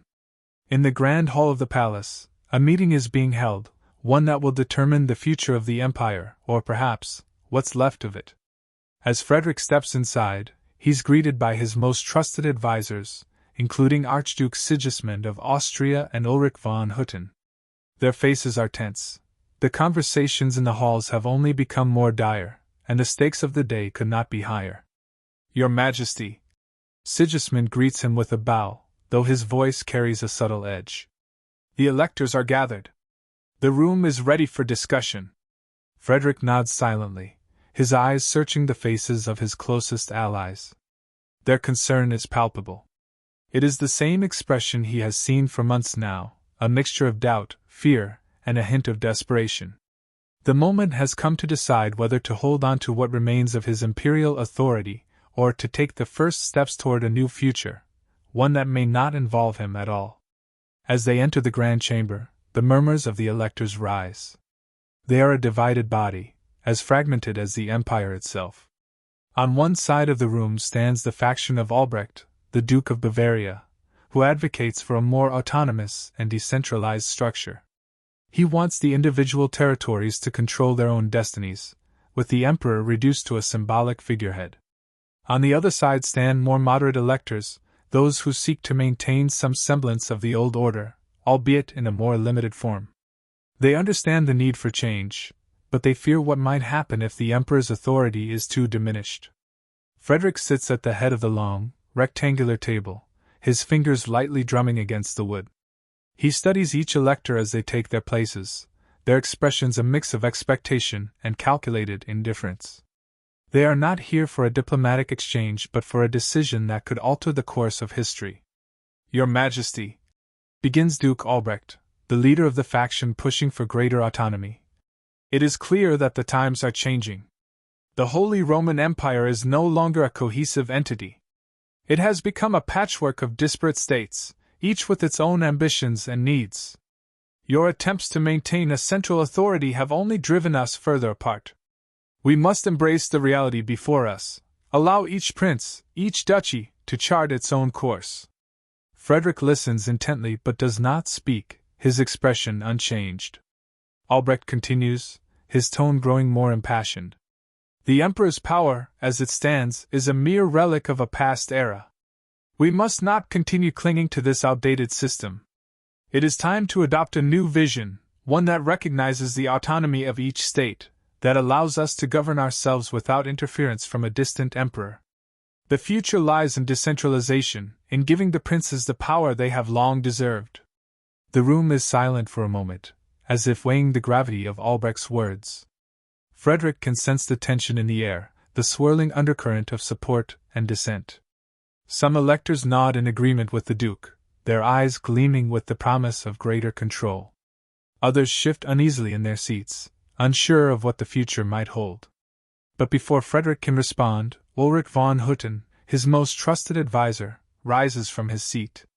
His eyes meet the Emperor's, and for a brief moment, their shared understanding is clear. This is the moment of reckoning, the moment when history will be written. Your Majesty, Ulrich begins, his voice calm but firm. We cannot ignore the fact that change is necessary. But we must also recognize that too much change, too fast, may lead to the complete disintegration of what remains of the empire. There must be a balance. We must find a way to reform the structure of governance without abandoning the ideals that have bound us together for centuries. He pauses, looking around the room at the gathered electors. The emperor may no longer have the unchallenged authority of the past, but his position is still vital. The empire may be fragmented, but it is not yet beyond saving. We must retain some form of central authority, some unifying force that can hold these disparate states together in a common cause. Sigismund, standing nearby, adds his voice. The empire was never meant to be a centralized state in the way the kingdoms of France or England are. We have always been a union of states with shared interests, bound together by common defense and mutual respect. But we must find a way to adapt. We cannot simply give up the title of emperor and let each prince go his own way. We must negotiate the future, not surrender it. Frederick listens to the exchange, his mind weighing the options. He knows that this is no longer just a question of his own power, but the future of the Holy Roman Empire itself. The call for decentralization, for the division of power, is growing louder. But he also understands the risks that such a shift would entail. The empire may collapse into irrelevance if there is no figurehead to unite the various factions, and there is the very real threat of fragmentation and civil war. Finally, Frederick rises, his voice strong but tinged with resignation. I understand the need for change. I understand that the empire, as it was once known, cannot continue. But I ask you, all of you, to remember that we are bound by something more than just political convenience. The Holy Roman Empire is not just a collection of states, it is a legacy, a symbol of unity. If we allow it to fracture completely, if we abandon its ideals entirely, then we will lose something far greater than power. We will lose the very spirit that has held us together for centuries. He looks around the room, meeting the eyes of the electors, some of whom now look uncertain, while others remain resolute. I am willing to consider a new arrangement, a new structure that will allow each prince to govern with greater autonomy. But I ask for one thing in return: the preservation of the dignity and honor of the emperor, the preservation of our shared history. We will not abandon what we have built, not without fighting for its survival. There is a long silence in the room as the weight of the emperor's words hangs heavy. Finally, Albrecht speaks again, his tone more measured, though still resolute. The dim light of dawn stretches over the horizon, casting a pale glow across the rooftops of Vienna. The city, once the heart of the Holy Roman Empire, is now a quiet reflection of the uncertainty that hangs over it. The streets are eerily calm, as if the entire empire is holding its breath, waiting for the fateful decisions that will shape its future. Emperor Frederick III stands alone in his private chambers, staring out the window with a contemplative expression. His eyes trace the distant mountains, which have witnessed the rise and fall of countless empires before his. He knows that the Holy Roman Empire, once a powerful force in Europe, is now on the precipice of a new era. A gentle knock on the door pulls him from his thoughts. Without turning around, he calls for the visitor to enter. The door creaks open, and Ulrich von Hutten, his most trusted advisor, steps inside. There is a sense of urgency in his movement, and his eyes betray the weight of the news he carries. Your Majesty, Ulrich begins, bowing his head in respect. The electors have arrived. The discussion is about to begin. Frederick does not respond immediately. He continues to stare out the window, his thoughts swirling like the morning fog that drifts over the Danube. His empire is crumbling, torn between the forces of autonomy and the dying hope for unity. The princes, the electors, all seem to be pulling in different directions. And yet the emperor knows that this meeting, this moment, will determine whether the empire will endure in any form at all. He turns toward Ulrich, his face etched with both weariness and resolve. I know, Ulrich. I know what must be done, but that does not make it any easier. The voices of rebellion, of dissent, grow louder with each passing day. The idea of a united empire is fading away, and with it, the very essence of what we have fought for. I have given my life to this cause, but now, I wonder if I have been clinging to an illusion. Ulrich steps forward, his face softening with understanding. Your Majesty, the empire may no longer be what it once was, but that does not mean it has to disappear. Change, though painful, is a part of life. And sometimes, preserving the soul of the empire means adapting to the world around us. You have been a symbol of unity for so long. Perhaps it is time to redefine what unity means in this new age. Frederick's eyes meet his advisor's, a mixture of sadness and determination flickering in them. I have spent my reign trying to hold the empire together. But what if I have been holding it together with the very things that are causing it to unravel? The centralization of power, the insistence on unity at all costs. Perhaps those ideals no longer have a place in this world. There is a long pause as the Emperor's words hang in the air. Ulrich watches him carefully, sensing the gravity of the moment. It is not just the empire that is on the line, but Frederick's own legacy, his very vision of what the Holy Roman Empire could have been. Your Majesty, Ulrich finally speaks, his voice steady but filled with conviction. I do not ask you to abandon your ideals. What I ask is for you to consider a different path, one that may still allow the empire to live on in a new form. The empire has always been more than just a political entity. It is a symbol of faith, of culture, and of tradition. If the old structure is no longer viable, we must find a way to preserve these aspects, even as we allow for greater autonomy among the princes. Frederick looks out the window once more, his gaze distant. He knows that Ulrich is right. The empire cannot survive as it once did, but perhaps it can endure in a different form, one that is more reflective of the times. A sense of inevitability presses down on him, as if the decision has already been made. I will speak with the electors today, he says softly, his voice filled with both resolve and sorrow. But I must make one thing clear. If we abandon the idea of unity altogether, if we surrender to the forces of division, then the empire will be nothing more than a shadow of its former self. We must find a way to balance the autonomy of the princes with the preservation of the ideals that made this empire great. Ulrich nods in agreement. Indeed, Your Majesty. But remember, history is not made by those who resist change, but by those who adapt to it. You have the power to shape the future of the empire, even if it looks different from what you once envisioned. The electors are waiting. It is time. Frederick takes a deep breath, steeling himself for the difficult conversation ahead. The future of the Holy Roman Empire is uncertain, but he knows that he must make the decision now. The empire has already begun to fragment, and he must decide whether to fight for its survival or to accept the changes that are sweeping across Europe. The scene shifts as Frederick steps into the grand hall, the weight of the moment pressing down on him. The electors are gathered, each one with their own agenda, their own vision for the future. The room is filled with tension, as the empire's fate hangs in the balance. One by one, the electors speak, their voices filled with both conviction and uncertainty. Some call for greater autonomy, for the princes to have more control over their own territories. Others plead for the preservation of the emperor's power, warning of the dangers of fragmentation. Frederick listens carefully, weighing each argument, understanding the stakes. Finally, it is his turn to speak. He rises from his seat, his heart heavy with the burden of the decision before him. He looks out over the gathered electors, his voice firm yet tinged with the weariness of a man who has borne this weight for too long. I stand before you today, he begins, not as the ruler of an empire, but as a servant to the legacy of this great union. The Holy Roman Empire is not just a political entity, it is a symbol of faith, of shared history, of something greater than the sum of its parts. But I will not deny the reality before us. The empire, as we have known it, can no longer survive in its current form. There is a murmur in the room, and Frederick holds up his hand for silence. Change is inevitable, he continues, and I will not fight against it.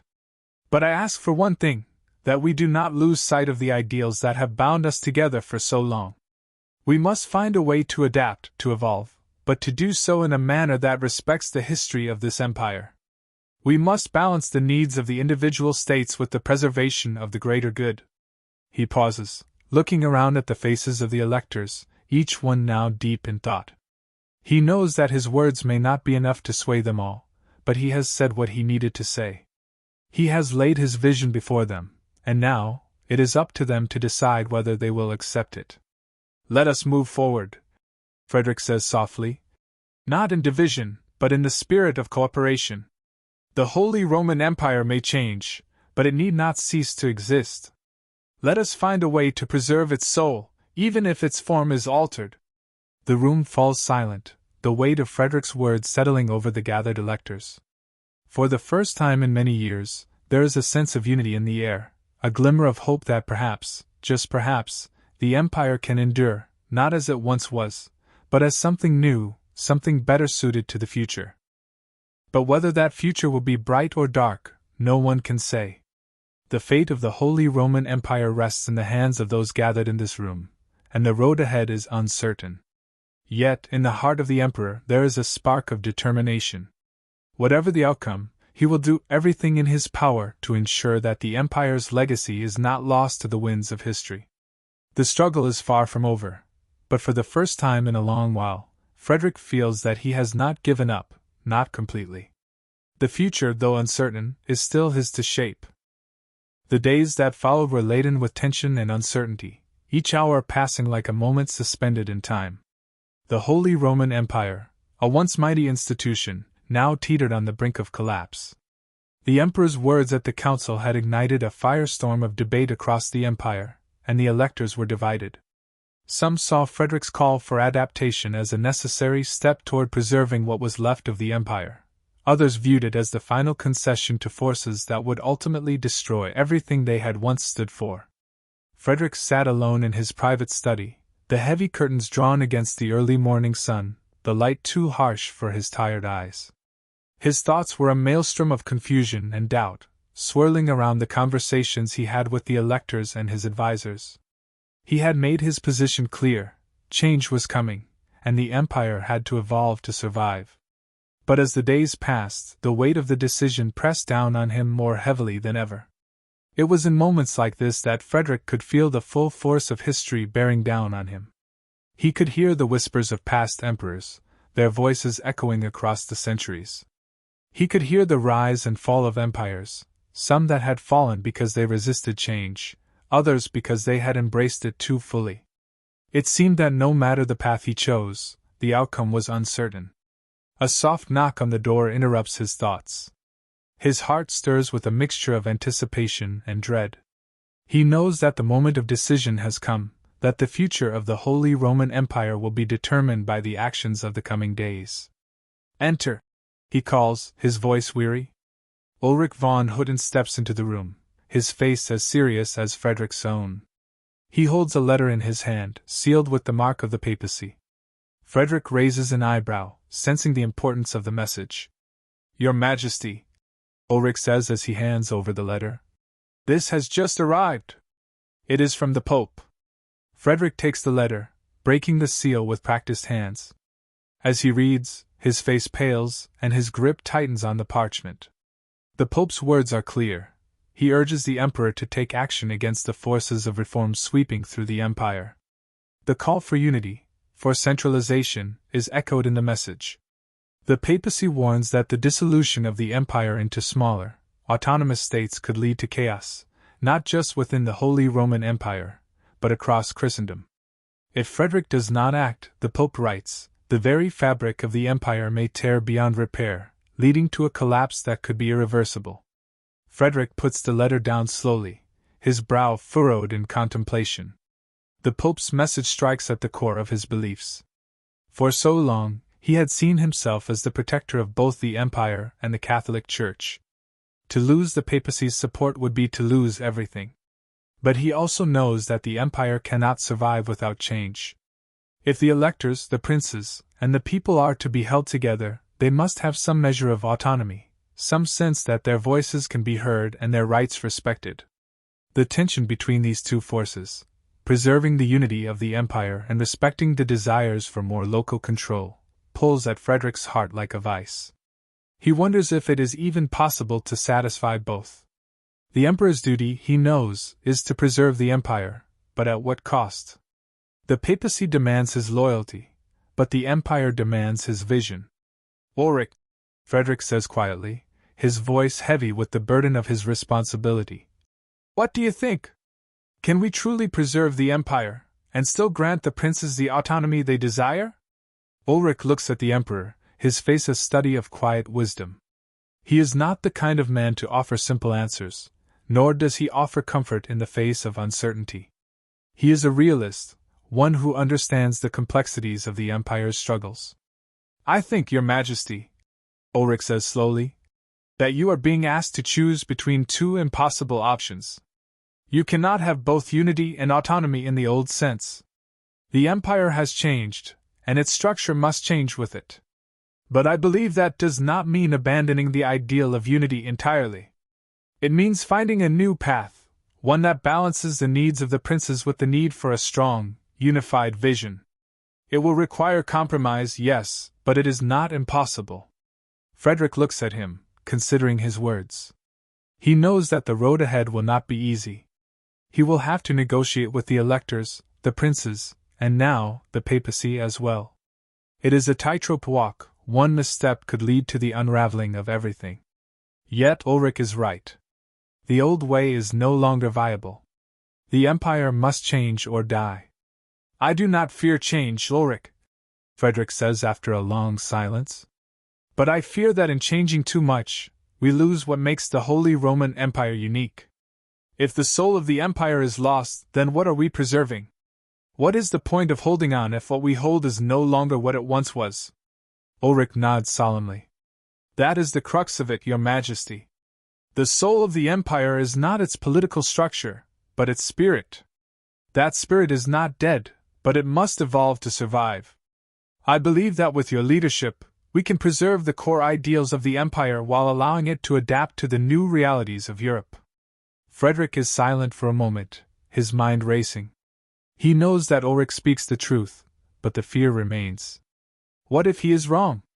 What if the changes he makes drive the empire further apart, leaving it fragmented and powerless? What if the legacy of the Holy Roman Empire is lost, swallowed by the forces of time and change? But then, in the quiet of the room, as the weight of history presses down upon him, Frederick feels a flicker of something else, something deeper than fear.